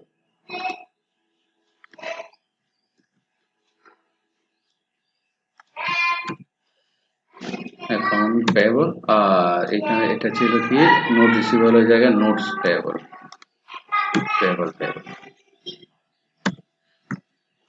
তাহলে আমরা পাইলাম অ্যাকাউন্ট পেয়েবল। তাহলে অ্যাকাউন্ট পেয়েবল যদি আমরা উদাহরণ করি, এখন আমরা একটু আগে জানলাম চলতি সম্পদ বৃদ্ধি পাইলে যোগ করতে হবে। এখন দেখি অ্যাকাউন্ট পেয়েবল জানুয়ারির 1 তারিখে আছে 20,000 টাকা, ডিসেম্বর 30 তারিখে গেলে 20 তারিখে গিয়ে 31 তারিখে কত টাকা? 30,000 টাকা। তাহলে অ্যাকাউন্ট পেয়েবল কি বৃদ্ধি না হ্রাস? কত টাকা বৃদ্ধি? 10,000 টাকা বৃদ্ধি। তাহলে অ্যাকাউন্ট পেয়েবলটা 10,000 টাকা বৃদ্ধি পেয়েছে, তাহলে কি করতে হবে? 10,000 টাকা যোগ করতে হবে। যেহেতু জানি আমরা অ্যাকাউন্ট পেয়েবল দায় চলতি দায়, আর চলতি দায় বৃদ্ধি পেলে কি করতে হয়? যোগ করতে হয়। কত টাকা যোগ করতে হবে? 30 থেকে 20 বাদ দিলে। জানুয়ারিতে ছিল 20,000 টাকা, ডিসেম্বর হয়ে গেল 30,000 টাকা। কত টাকা বৃদ্ধি পেয়েছে? 10,000 টাকা বৃদ্ধি পেয়েছে। ওই 10,000 টাকাটা কি করে দিতে হবে আমাদেরকে? এই যোগ করে দেখাতে হবে। একইভাবে যদি নোটস পেয়েবলের বেলায় আসি, নোটস পেয়েবল পদবী বিল, এটা হচ্ছে চলতি দায়ের আইটেম। এটা জানুয়ারিতে ছিল 30,000 টাকা, ডিসেম্বরে হয়ে গেছে 25,000 টাকা। তাহলে বৃদ্ধি না হ্রাস? তাহলে এটা কত টাকা কমে গেল? 5,000 টাকা কমে গেল। আর 5,000 টাকা কমে গেলে চলতি দায় যদি কমে গেলে কি করতে হবে? বিয়োগ করতে হবে। আমরা জানি চলতি দায় বৃদ্ধি পেলে হয় যোগ, আর চলতি দায় যদি কমে যায় হয় কি? বিয়োগ। এই গেল চলতি দায় সংক্রান্ত আইটেম। তাহলে এই অ্যাকাউন্ট পেয়েবল এবং নোটস পেয়েবলের যেরকম ঘটনা, আয়কর, প্রভিশন ফর ইনকাম ট্যাক্স এবং আউটস্ট্যান্ডিং এক্সপেন্সেসও একই রকম ঘটনা। আমি আর এগুলো বলতেছি না, এতগুলো উদাহরণ দিয়ে অনেক বড় ক্লাস হয়ে যাবে। তাহলে এই গেল চলতি দায় সংক্রান্ত। এতক্ষণ পর্যন্ত আমরা যে কথাগুলো বললাম, যোগ করতে হবে, বিয়োগ করতে হবে, যোগ করতে হবে, বিয়োগ করতে হবে, বারবার কথাগুলো বলেছি। কার সাথে যোগ করতে হবে, বিয়োগ করতে হবে এই কথাটা বলি নাই, এই কথাটা এখনই এসে বলতেছি। উপরোক্ত দফাসমূহ নিটা এর সাথে যোগ বা বিয়োগ করতে হবে। আইটেমগুলো কার সাথে করতে হবে? নিটা এর সাথে যোগ বা বিয়োগ করতে হবে। এই কাজটা পরিচালন কার্যবলী হতে নগদ প্রবাহ নির্ণয়ের নিয়ম আমরা জানলাম, কি হিসাবভুক্ত করা হয়, নিয়ম জানলাম কিভাবে করা হয়। তাহলে এটাই গেল। এখন আসবো আমরা এই দ্বিতীয় নিয়ম সম্পর্কে। আর এই যে এই চারটা যখন এটা এই এতক্ষণ তো আমি সব নিয়মই আলোচনা করলাম। নিয়মটাকে এই চার্টের মাধ্যমে দেখানোর জন্য এই যে নমুনা, আমি এখানে নমুনা দেখাইছি। নমুনা Jawaden Jehan company statement of cash flow partial, এটা আংশিক ক্যাশ ফ্লো স্টেটমেন্ট, একটা পার্ট, তিনটা পার্টের একটা পার্ট, সেই জন্য পার্সিয়াল।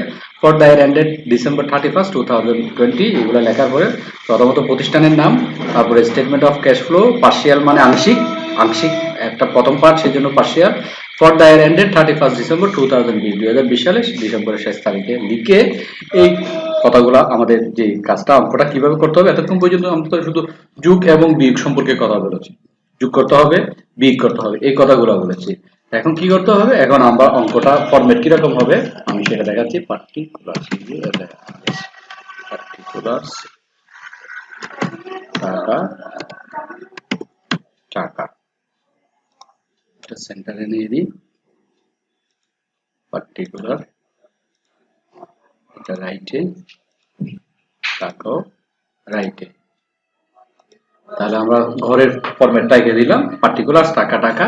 প্রথম কি লিখতে হবে, cash flow from operating activities, ধাপের নাম দিয়ে আন্ডারলাইন। আমরা যে ধাপটা করতেছি সেটার নাম হচ্ছে কি cash flow from operating activities, শিরোনামটা দিয়ে দিলাম।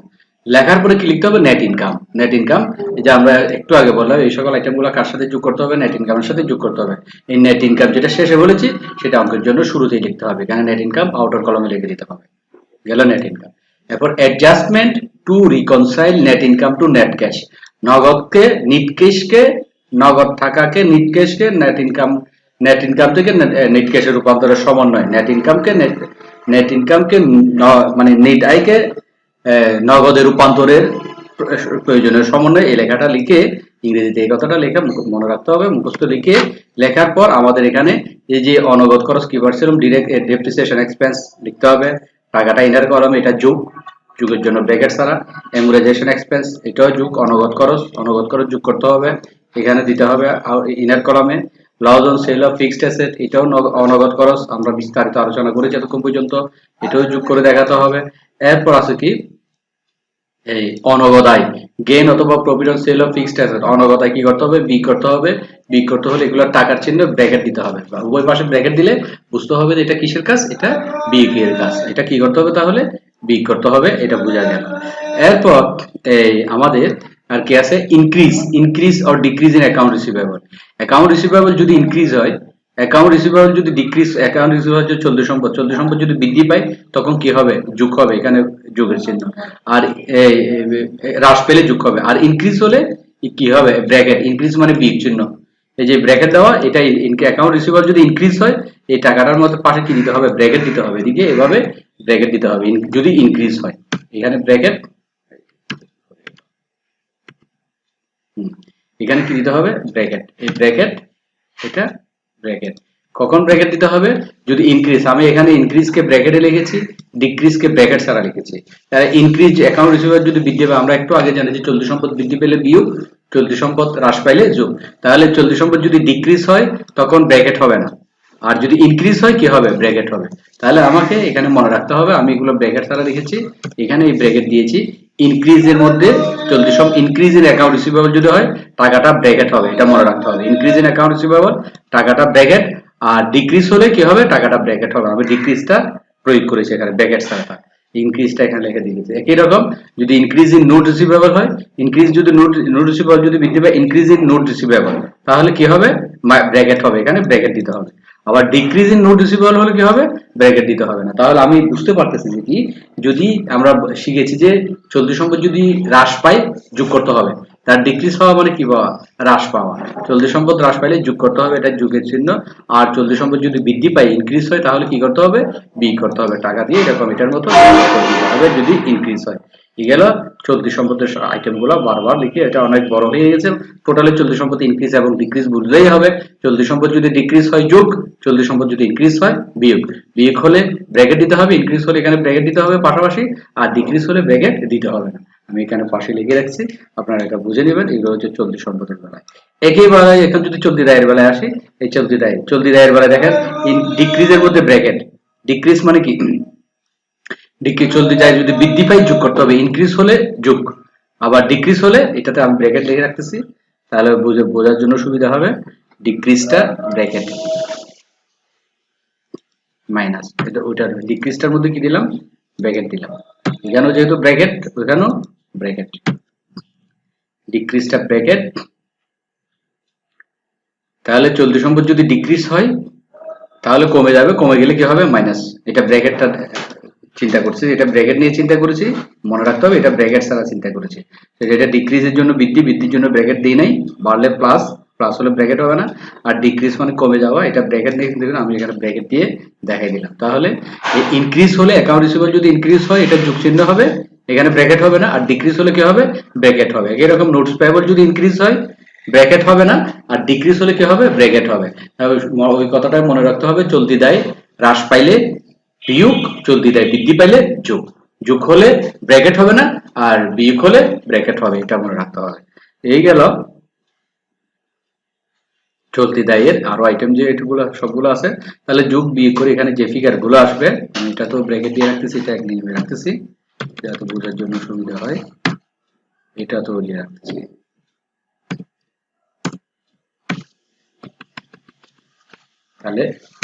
তাহলে ডিক্রিজ বুঝলাম, ইনক্রিজও বুঝলাম, চলতি যায় চলতি সম্পদ। আবার একবার বলতেছি, চলতি যায় যদি ইনক্রিজ হয় প্লাস হবে, প্লাস হলে ব্র্যাকেট হবে না, এখানে কোনো ব্র্যাকেট হবে না চলতি দায় বেলা, এখানে ব্র্যাকেট হবে না। আর চলতি দায় যদি ইনক্রিজ হয় তাহলে বৃদ্ধি হবে, চলতি দায় যদি ইনক্রিজ হয় প্লাস হবে, প্লাস হলে এখানে ব্র্যাকেট দেওয়া যাবে না, বৃদ্ধি পাবে। আর চলতি দায় যদি ডিক্রিজ হয় কমে যাবে, কমে গেলে কি দিতে হবে, ফিগারের আগে দিয়ে ব্র্যাকেট দিতে হবে, অঙ্ক করলে আরো বুঝতে যাবে। এ হলো চলতি দায় বৃদ্ধি সংক্রান্ত এবং হ্রাস সংক্রান্ত। তাহলে এই ফরম্যাটের মধ্যে আমরা কি পাইলাম, এই ফরম্যাটের মধ্যে টোটাল চারটা পাইলাম। এই cash flow from operating activities এর ক্যাশ ফ্লো, অনগত খরচ গুলো যোগ করেছি, অনগত আইটেম বাদ দিয়েছি, চলতি সম্পদ যদি ইনক্রিজ হয় বিয়োগ করেছি, চলতি সম্পদ যদি ডিক্রিজ হয় যোগ করেছি, পক্ষান্তরে চলতি দায় যদি ডিক্রিজ হয় বিয়োগ, চলতি দায় যদি ইনক্রিজ হয় যোগ। যোগ করে এই ফিগারটা এখানে বসাতে হবে, ইনার কলমে যোগ বিয়োগ করে প্লাসের গুলো আলাদা যোগ করতে হবে, মাইনাসের গুলো আলাদা যোগ করে যোগফল এখানে পৌঁছাইতে হবে। পৌঁছানোর পরে এই নেট ইনকাম যেটা আছে, এই নেট ইনকামের সাথে এটা কি করতে হবে, এই আউটার কলামের এই টাকাটা যোগ করে যোগফল এখানে বসাই দিতে হবে।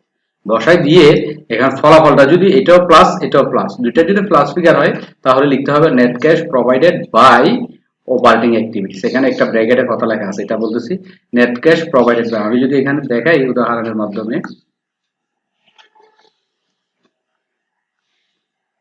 ধরে নিই এটা এটা হচ্ছে 10,000 টাকা, আমি এখানে বুঝাই দিচ্ছি, ধরে 10,000 টাকা, আর এখানে যোগ বিয়োগ করে এখানে পাইলাম, মনে করি এগুলো বোঝার জন্য করতেছি কিন্তু 5,000 টাকা।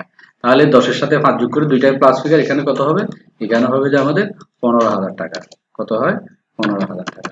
তাহলে এই ফিগারটা, এটা হচ্ছিল প্লাস ফিগার, এটা 10,000 প্লাস ফিগার, এটা 5,000 প্লাস ফিগার, 10-এর 5-এ 15,000 টাকা। তাহলে ফলাফল বের হয়ে গেল 15,000, এটা উত্তর। এইরকম যদি ফলাফল যদি প্লাস ফিগার আসে তখন লিখতে হবে নেট ক্যাশ প্রোভাইডেড বাই, আমি সিলেক্ট করে দেখাচ্ছি, net cash provided by operating activities, এই লেখাটা লিখতে হবে, এই ইউজড বাই লেখাটা লেখা যাবে না। তাহলে প্রোভাইডেড বাই এবং মূলত আমি এখন এই প্রোভাইডেড বাই এবং ইউজড বাই এর ব্যবহারটা বোঝাচ্ছি। তাহলে প্রোভাইডেড বাই কখন লেখা যাবে, net cash provided by operating activities লিখবেন যদি ফলাফল প্লাস ফিগার আসে, এটা বোঝা গেল। আবার পক্ষান্তরে যদি এমন হয়, কেমন, এটা আছে 10,000 প্লাস ফিগার, আর এখানে যোগ বিয়োগ করে এটা পাইলাম 15,000 মাইনাস ফিগার, 15,000 কি পাইলাম, মাইনাস ফিগার। খুব খেয়াল করেন, ওইটা প্লাস ফিগার 10,000 প্লাস আর 15,000 মাইনাস, একটা প্লাস একটা মাইনাস হলে কি, প্লাস মাইনাসে কি করতে হয়, বিয়োগ করতে হয়, প্লাস মাইনাস মাইনাস। তাহলে 10 থেকে 15 বাদ দিলে কত হবে, 5,000 টাকা থাকবে। 5,000 টাকা থাকবে, এখন কোনটা থাকবে, বড়কে, প্লাস ফিগার বড় না মাইনাস ফিগার, প্লাস ফিগার হচ্ছে 10,000, এই যে প্লাস ফিগার 10,000, আর মাইনাস ফিগার কত, মাইনাস ফিগার হচ্ছে যে 15,000। তাহলে অবশ্যই মাইনাস বড়, আর মাইনাস বড় হলে এখানে কি দিতে হবে, এখানে ব্র্যাকেট দিতে হবে, 5,000 এর আগে ব্র্যাকেট দিতে হবে, যেহেতু মাইনাসের সংখ্যাটা বড়, 15,000টা বড়, 10,000 টাকা মাইনাস। এর যখন ফলাফল মাইনাস আছে তখন লিখতে হবে net cash used by operating activities, তখন প্রোভাইডেড শব্দটা হবে না, এটা হবে না। আবার দেখাচ্ছি, তখন কি লিখতে হবে, ফলাফল নেগেটিভ আসলে net cash used by operating activities, মনে থাকবে। তাহলে net cash used by operating activities, net cash provided by. ফলাফল যদি পজিটিভ ফিগার আসে তখন ইউজড শব্দ, এই দুইটা শব্দ অবশ্যই কি হবে, সবসময় চেঞ্জ হবে। আমি কালার দিয়ে রাখতেছি, এটা এই শব্দ দুইটা কি হবে, চেঞ্জ হবে, এটা দুই কালারের মধ্যে রাখতেছি। এটা ইউজড বাই, তাহলে নেট ক্যাশ যখন নেগেটিভ হবে তখন লিখতে হবে নেট ক্যাশ, এতটুক ঠিক থাকবে, ইউজড বাই, আর ব্র্যাকেট হবে না, ইউজড বাই অপারেটিং অ্যাক্টিভিটিস যদি নেগেটিভ হয়। ফলাফল যদি পজিটিভ হয় তখন লিখতে হবে net cash provided by, used by হবে না, অপারেটিং অ্যাক্টিভিটিস। বুঝা গেল। তাহলে এই জন্য এখানে ব্র্যাকেট, ইউজড বাই এবং প্রোভাইডেড বাই, এই দুইটা শব্দ পরিবর্তন হবে, কখন প্রোভাইডেড বাই কখন ইউজড বাই লিখবে এটা মনে রাখতে হবে। এই গেল আমাদের মোটামুটি নিয়মটা। তাহলে আমি এটা মুছে দিয়ে ফরম্যাটটা বরাবরই রাখি।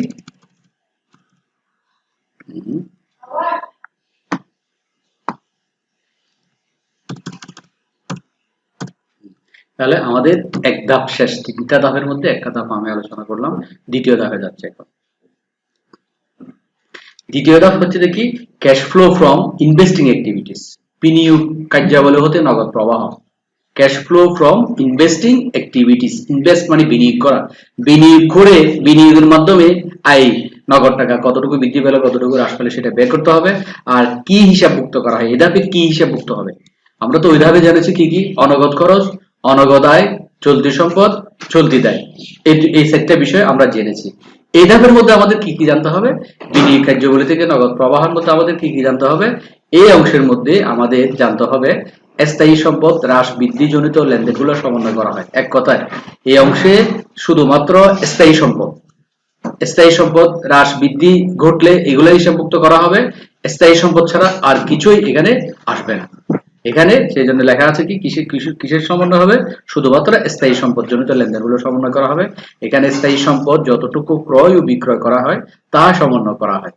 স্থায়ী সম্পদ যতটুকু ক্রয় করা হবে যতটুকু বিক্রয় করা হবে এই হিসাবটা এখানে আসবে, ধারে বা বাকিতে স্থায়ী সম্পদ ক্রয় বিক্রয় করলে সেগুলো এখানে আসবে না। তাহলে এখানে কি আসবে, এগুলো ওখানে রুমে নিয়ে যাও, এই সামনে এগুলো রুমে নিয়ে যাও, কাপড়গুলো নিয়ে যাও সব। তাহলে এখানে কি আসবে, স্থায়ী সম্পদ ক্রয় বিক্রয় করা হয়, যে যতটুকু ক্রয় বিক্রয় করা হবে সেটা হিসাবভুক্ত করা হবে। বাকি বা ধারে যদি স্থায়ী সম্পদ কোনো কিছু ক্রয় করা হয় সেগুলো কি আসবে না, অঙ্কের মধ্যে কোথাও আসবে না। তাহলে cash flow from investing activities এর মধ্যে এক কথায় আমরা জানতে পারতেছি কি হিসাবভুক্ত করা হয়, স্থায়ী সম্পত্তি হ্রাস বৃদ্ধি জনিত লেনদেনগুলো হিসাবভুক্ত করা হয়। স্থায়ী সম্পদ, স্থায়ী সম্পদ হ্রাস বৃদ্ধি ঘটলে যে লেনদেনগুলো থাকবে, স্থায়ী সম্পদ বেড়েছে বা কমেছে এই জাতীয় লেনদেনগুলো হিসাবভুক্ত করা হবে। এখানে স্থায়ী সম্পদ যতটুকু ক্রয় করা হবে বা যতটুকু বিক্রয় করা হবে তাই সমন্বয় করা হবে, এবং বাকিতে বা ধারে ক্রয় করলে স্থায়ী সম্পদ বা বিক্রয় করলে সেগুলা কি এখানে আসবে না।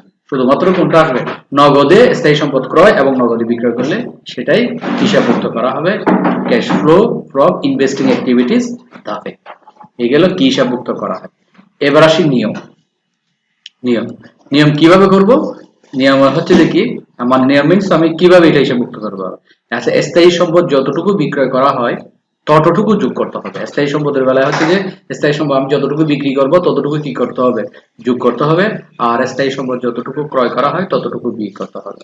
এখন আসি কেন যোগ করতে হবে, কেন বিয়োগ করতে হবে।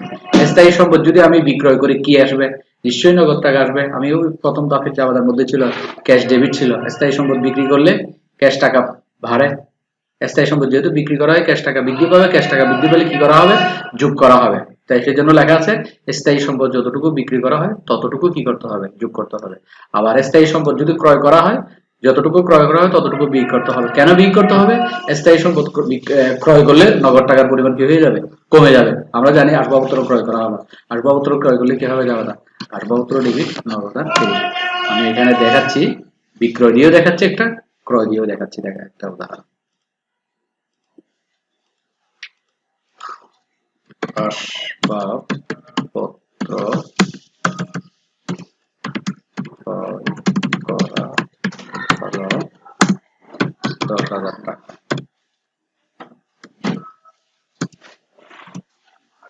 10,000 টাকা ক্রয় না দিয়ে আগে বিক্রয়টা, আসবাবপত্র বিক্রয় করা হলো 10,000 টাকা, একটা লেনদেন। আবার আসবাবপত্র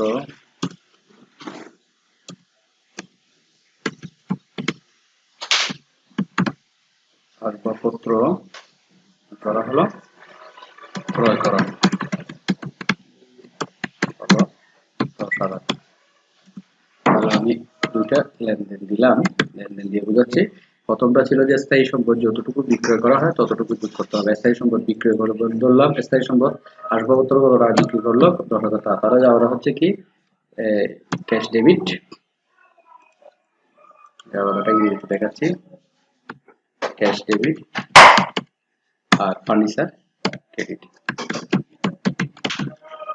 ফার্নিচার ক্রেডিট কত টাকা, 10,000 টাকা,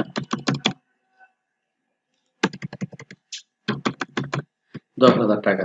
তাহলে আর furniture cash debit, furniture credit. আবার ক্রয় করা হলো সেটা তো লিখে ফেলি, তার ফার্নিচার ডেবিট,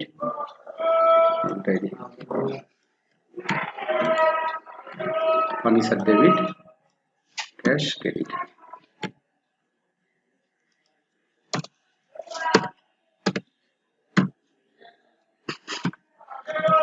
তাহলে এই আসবাবপত্র বিক্রয় করলে যাওয়াটা কি cash debit, furniture credit. Cash debit, furniture credit. এই অঙ্কের মধ্যে ক্যাশ কি ডেবিট হয়ে গেল না? বিক্রয় করার পরে যদি ক্যাশ যদি ডেবিট হয়, ক্যাশ টাকা অবশ্যই কি হলো, বৃদ্ধি পেল। আর ক্যাশ টাকা বৃদ্ধি পেলে কি করতে হবে, যোগ করতে হবে। সেই জন্য লেখা আছে স্থায়ী সম্পদ যতটুকু বিক্রয় করা হয় ততটুকু কি করতে হবে, যোগ করতে হবে। তাহলে এই 10,000 টাকা বিক্রি করছে, এই 10,000 টাকা কি করতে হবে, যোগ করতে হবে। এটা হলো যুগেরটা। আবার যতটুকু ক্রয় করা হয় ততটুকু কি করতে হবে, বিক্রি করতে হবে। ক্রয় করলে ক্যাশ টাকা কমে যাবে, ক্যাশ টাকা কমলে কি ক্যাশ ক্রেডিট হয়। তাহলে furniture debit, cash credit, furniture debit, cash credit. এখানে ক্যাশ ক্রেডিট হয়ে গেল। ক্রেডিট হওয়া মানে সম্পদ কমে যাওয়া, সম্পদ কমলে কি অবশ্যই বিয়োগ করতে হবে। তাহলে এই 10,000 টাকা কি করতে হবে, বিয়োগ করতে হবে। তাহলে আমরা বুঝতে পারলাম যে কি স্থায়ী সম্পদ যদি বিক্রি করে নগদ টাকার পরিমাণ বৃদ্ধি পায় বা নগদ টাকা ডেবিট হয়, আর ডেবিট হলে কি করতে হবে, যোগ করতে হবে। আর স্থায়ী সম্পদ যদি ক্রয় করে নগদ টাকা কমে যায়, নগদ টাকা কমে গেলে কি হয়, ক্যাশকে ক্রেডিট করতে হয়, ক্যাশকে ক্রেডিট করলে কি হবে, আর বিয়োগ করতে হবে। এই হচ্ছে স্থায়ী সম্পদ ক্রয় বিক্রয় সংক্রান্ত নিয়ম, বা একেবারে শুধু একটা নিয়ম, বা cash flow from investing activities এর নিয়ম। এখন এখানে কিছু উদাহরণ দিয়েছি। উদাহরণ কি কি আছে, ভূমি বা জমি, ল্যান্ড, দালান কোঠা, বিল্ডিং, অফিস সরঞ্জাম, অফিস ইকুইপমেন্ট, ফার্নিচার আসবাবপত্র, প্লান্ট, যন্ত্রপাতি। আমি ফার্নিচার দিয়ে উদাহরণ দিয়ে আলোচনা বুঝেছি, বাকি সবগুলো একই। ল্যান্ড কিনতে পারে বা বিক্রি করতে পারে, বিল্ডিং কিনতে পারে বা বিক্রি করতে পারে, অফিস ইকুইপমেন্ট কিনতে পারে বা বিক্রি করতে পারে, ফার্নিচার কিনতে পারে বা বিক্রি করতে পারে, প্লান্ট কিনতে পারে বা বিক্রি করতে পারে। তাহলে এই অংশে শুধুমাত্র স্থায়ী সম্পদ ক্রয় এবং বিক্রয় সংক্রান্ত লেনদেনগুলা লিপিবদ্ধ করা হবে। যতটুকু ক্রয় করা হবে নগদ টাকা কমে যায় বিধায় বিক্রি করতে হবে, আর যতটুকু বিক্রয় করা হবে নগদ টাকা বৃদ্ধি পায় বিধায় কি করতে হবে, যোগ করতে হবে। এই গেল কিসের আইন নিয়ম, এই cash flow from investing activities বা বিনিয়োগ কার্যগুলি থেকে নগদ প্রবাহ নিয়ম। আর এটার ফরম্যাটটা কিরকম, এখানে ফরম্যাটটা আছে, আমি নমুনাটা দেখাচ্ছি। নমুনা হচ্ছে যে cash flow from cash statement of cash flow. প্রথমে এখানে নাম দিতে হবে, প্রতিষ্ঠানের নাম, এখানে নাম দিতে হবে জাওয়া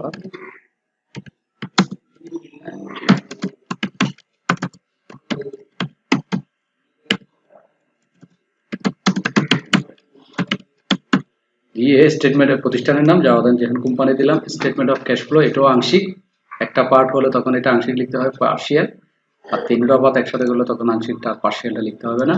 for the year ended December 31, 2020 লেখার পরে এই পার্টিকুলার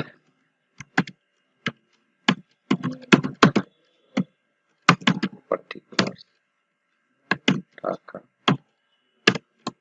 টাকা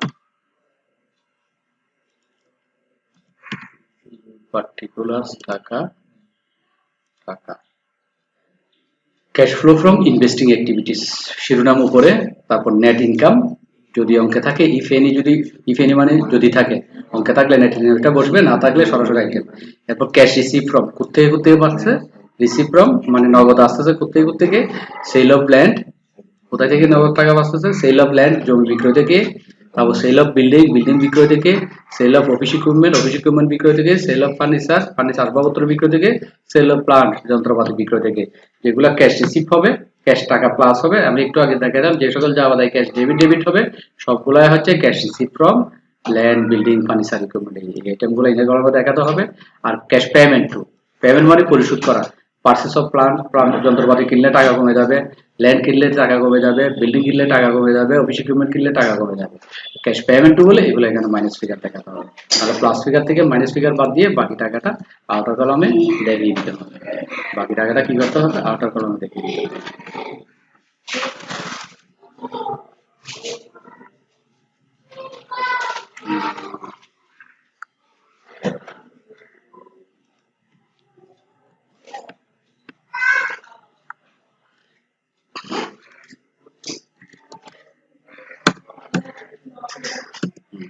এরপরে ফলাফল যোগ বিয়োগ করে এখানে বসা দিতে হবে।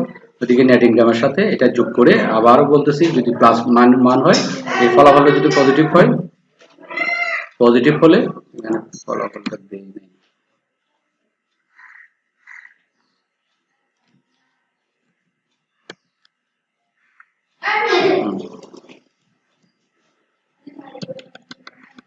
ফলাফল যদি পজিটিভ হয় তাহলে আমাদের কি দিতে হবে, net cash provided by investing activities যদি পজিটিভ হয়, আর যদি ফলাফল যদি নেগেটিভ হয়, net cash used by investing activities লেখাটা লিখে এই পার্টটা শেষ করতে হবে। এই গেল দ্বিতীয় part cash flow from investing activities. এরপর আসে তৃতীয় ধাপ। মূলত প্রথম ধাপে পড়া লাগে বেশি, বাকিগুলো ধাপগুলোতে কম কম। তৃতীয় ধাপে আসি cash flow from financing activities. এবার আসবো আমরা cash flow from financing activities. এখানে কি হিসাবভুক্ত হবে? অর্থ সংস্থান কার্যগুলি থেকে নগদ প্রবাহ। এখানে কি হিসাবভুক্ত করতে হবে সেটা আমাদের জানতে হবে। তাহলে আমরা ইতিমধ্যে জেনেছি অনগদ খরচ, অনগদ আয়, চলতি সম্পদ, চলতি দায় এবং স্থায়ী সম্পদ, এতটুকু পর্যন্ত জানলাম। এরপর এখানে এই ধাপে এসে অর্থ সংস্থান কার্যগুলি হতে নগদ প্রবাহ বা cash flow from investing activities, এই ধাপে এসে আমাদের কি হিসাবভুক্ত করতে হবে? এখানে স্থায়ী দায়ের হ্রাস বৃদ্ধিজনিত লেনদেনগুলো এবং প্রদত্ত লভ্যাংশ সমন্বয় করা হয়। খুব সুন্দর করে লিখেছি দেখেন, এখানে স্থায়ী দায়ের হ্রাস বৃদ্ধিজনিত লেনদেন, এখানে স্থায়ী দায়ের হ্রাস বৃদ্ধি বাড়বে কমবে জনিত যে লেনদেনগুলো থাকবে সেগুলো এবং প্রদত্ত লভ্যাংশ সমন্বয় করা হয়। তাহলে স্থায়ী দায়ের হ্রাস বৃদ্ধি এবং প্রদত্ত লভ্যাংশ, এই আইটেমগুলোই এখানে কি করা হবে? হিসাবভুক্ত করা হবে। আর স্থায়ী দায়ের আমি কিছু দায়গুলো এখানে লিখেছি। ক্যাপিটাল স্টক বা কমন স্টক বা শেয়ার ক্যাপিটাল, সাধারণ শেয়ার বাংলা হচ্ছে capital stock, common stock share capital Bangla হচ্ছে সাধারণ শেয়ার, বন্ড, এরপর ডিবেঞ্চার, বন্ড, এরপর কি ডিবেঞ্চার, এগুলো হচ্ছে স্থায়ী দায়। এগুলো হ্রাস বৃদ্ধিজনিত আইটেমগুলো আসবে। তাহলে স্থায়ী দায় বৃদ্ধি পেলে কি আছে? স্থায়ী দায় বৃদ্ধি পেলে যোগ করতে হবে নিয়ম। কিভাবে করতে হবে? স্থায়ী দায় বৃদ্ধি পেলে যোগ করতে হবে, স্থায়ী দায় হ্রাস পেলে বিয়োগ করতে হবে, যেটা চলতি দায়ের মতো। চলতি দায় বৃদ্ধি পেলে যোগ, চলতি দায় হ্রাস পেলে কি বিয়োগ। স্থায়ী দায়ের বেলায় আগে স্থায়ী দায় যদি বৃদ্ধি পায় যোগ করতে হবে, স্থায়ী দায় যদি হ্রাস পায় কি করতে হবে? বিয়োগ করতে হবে। এই নিয়মটা আমাদের মনে রাখতে হবে। তার মানে শেয়ার ক্যাপিটাল, শেয়ার মূলধন যদি বাড়ে ক্যাশ ডেবিট হবে। বন্ড যদি লয়, ঋণের মাধ্যমে যদি টাকা লয় তাহলেও ক্যাশ ডেবিট হবে। ঋণপত্রের মাধ্যমে যদি ব্যাংক থেকে টাকা নেয় তাও ক্যাশ ডেবিট হবে। বন্ডের মাধ্যমে যদি টাকা ধার নেয় তাও ক্যাশ ডেবিট হবে। তার মানে সোজা কথা হচ্ছে যে সকল যাওয়া দেয় ক্যাশ ডেবিট হবে, সেগুলো কি করতে হবে? অবশ্যই যোগ করতে হবে। এই হচ্ছে স্থায়ী দায়ের বেলায়। সেই জন্য নিয়মটা হচ্ছে স্থায়ী দায় বৃদ্ধি পেলে যোগ করতে হয়, স্থায়ী দায় হ্রাস পেলে কি করতে হবে? বিয়োগ করতে হবে। তাহলে এখানে আমি এরপরে কি লিখেছি দেখি, common stock, capital stock, common stock, share capital, Bangla হচ্ছে সাধারণ শেয়ার বিক্রয় করলে যোগ করতে হয়। মানে এগুলো যদি বিক্রি করি, একটু আগে বলে ফেলতেছি, এটা সাধারণ শেয়ার বিক্রি করলে যোগ করতে হবে। আবার সাধারণ শেয়ার যদি ক্রয় করা হয় তাহলে কি করতে হবে? বিয়োগ করতে হবে। একইভাবে ডিবেঞ্চার বা ঋণপত্র ইস্যু করা মানে বিক্রয় করে ক্যাশ টাকার পরিমাণ আসবে, যোগ করতে হবে। আবার ক্রয় করলে বা পরিশোধ করে দিলে কি করতে হবে? নগদ টাকা কমে যাবে, কমে গেলে তখন কি করতে হবে? বিয়োগ করতে হবে। তাহলে ডিবেঞ্চার ঋণ যদি নেয় তখন ক্যাশ ডেবিট, ডিবেঞ্চার ক্রেডিট, তখন ক্যাশ প্লাস হচ্ছে ডেবিট হচ্ছে যোগ করতে হবে। আবার বন্ড যদি নেয় ক্যাশ ডেবিট, বন্ড ক্রেডিট, তার ক্যাশ বাড়তেছে যোগ করতে হবে। বা এটার জন্য এটাকে বলা হয় ইস্যু বা বিক্রয়। পক্ষান্তরে যদি পরিশোধ করা হয়, ডিবেঞ্চারের টাকা, ঋণপত্র টাকা বা ঋণের টাকা পরিশোধ করা হলো, তখন হবে debenture debit cash credit, cash কমে যাচ্ছে। বন্ড পরিশোধ করতে বন্ড ডেবিট ক্যাশ ক্রেডিট কমে যাচ্ছে। লোন পরিশোধ করতে লোন ডেবিট ক্যাশ ক্রেডিট কমে যাচ্ছে। তাহলে ক্যাশ যদি ক্রেডিট হয় তখন সেটাকে বলা হচ্ছে ক্রয়, সেটা কি করতে হবে? বিয়োগ করতে হবে। যদি পরিশোধ করে দেয় বিয়োগ করতে হবে। আর যদি লোন নেয় তখন কি করতে হবে? যোগ করতে হবে। আর ডিভিডেন্ড পেইড, লভ্যাংশ পরিশোধ কি করতে হয়? সব সময় বিয়োগ করতে হয়। লভ্যাংশ হচ্ছে কোম্পানির লাভের অংশ।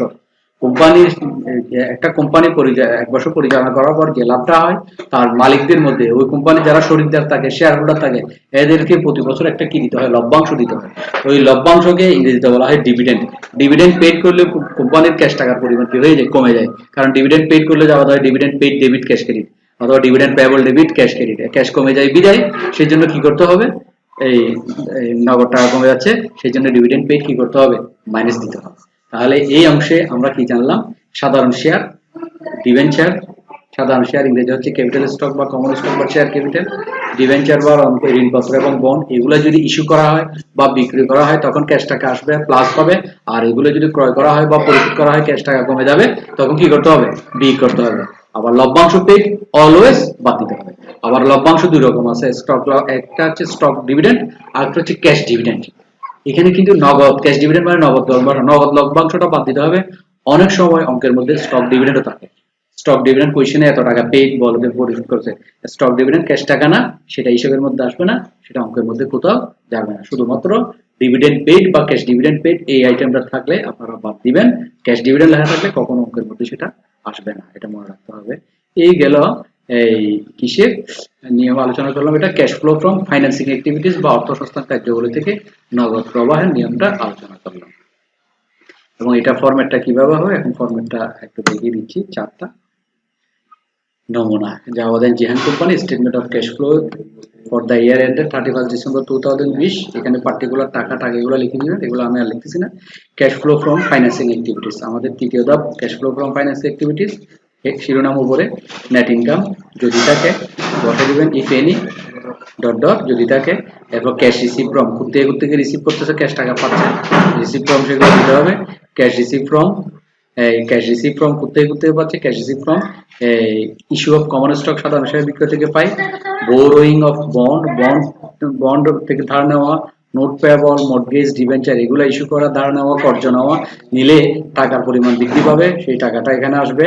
এরপর এগুলো হচ্ছে রিসিভের আইটেম। তাহলে রিসিভের আইটেমগুলো আমরা পাইলাম, এই গেল রিসিভের আইটেম, ক্যাশ রিসিভের আইটেম। এবং ক্যাশ পেমেন্ট টু পেমেন্ট কোথায় কোথায় হচ্ছে, পেমেন্ট হচ্ছে ডিভিডেন্ড পেড, লভ্যাংশ পরিশোধ করলে মাইনাস, ইতিমধ্যে আমি আলোচনা করেছি।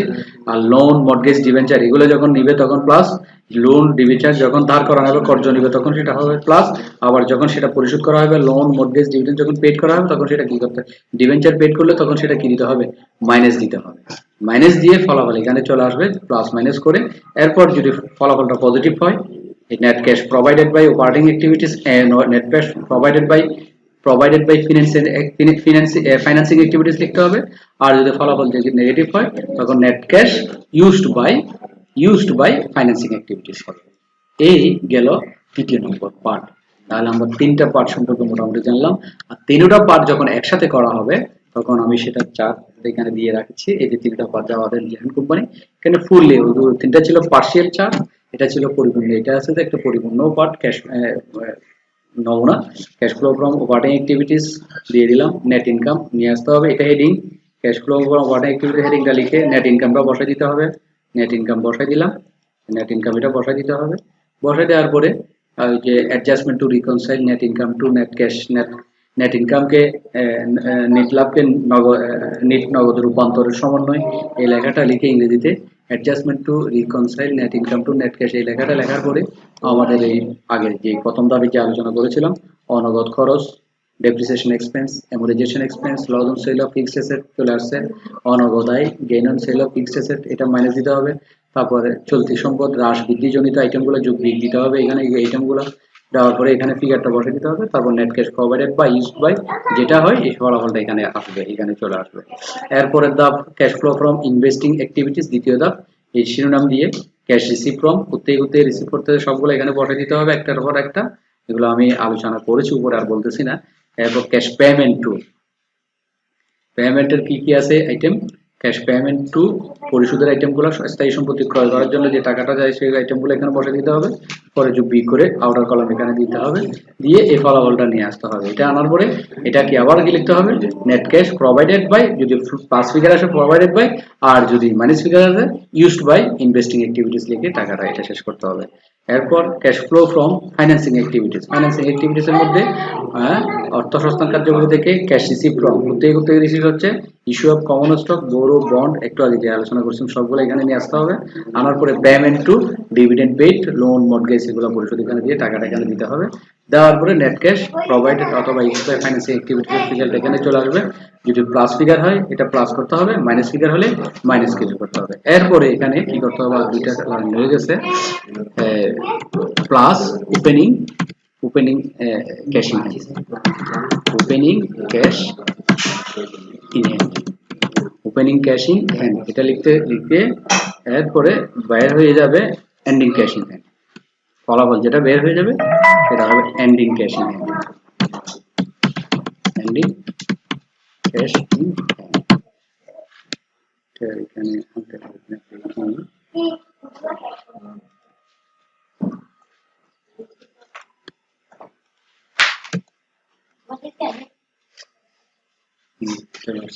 তাহলে এরপরে opening cash in hand, opening এটার পরে আন্ডারলাইনটা তুলে দিই ফরম্যাটের মধ্যে, এটা আসার পরে আমাদের কাজ করতে হবে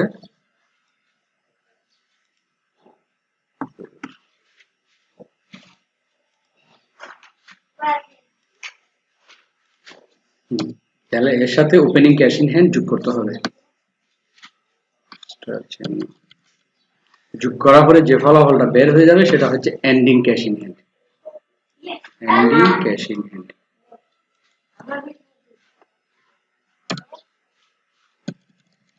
এন্ডিং ক্যাশ ইন হ্যান্ড এটা বের হয়ে যাবে, আর এটা বের হয়ে গেলে অঙ্কটা মিলে যাবে। মূলত অঙ্ক মিলার এই অঙ্কটা মিলানোর সিস্টেম আছে।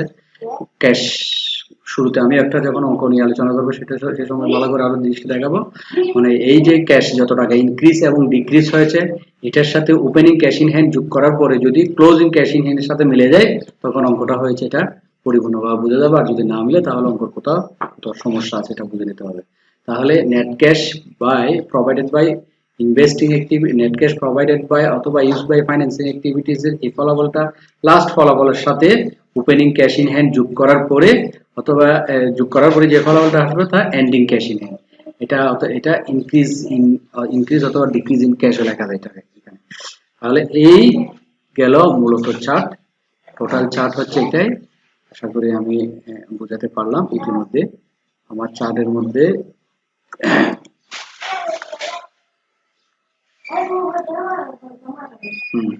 তাহলে এই গেল টোটাল চার্ট। তাহলে এই টোটাল চার্টের মধ্যে তিনটা ধাপ আলোচনা করা হলো। আশা করি আপনারা ভালো করে শিখে ফেলবেন, বুঝে ফেলবেন। এতটুকুই আজকের ক্লাস। ভালো থাকবেন, সুস্থ থাকবেন এই কামনা করে ক্লাস শেষ করতে। ধন্যবাদ সবাইকে।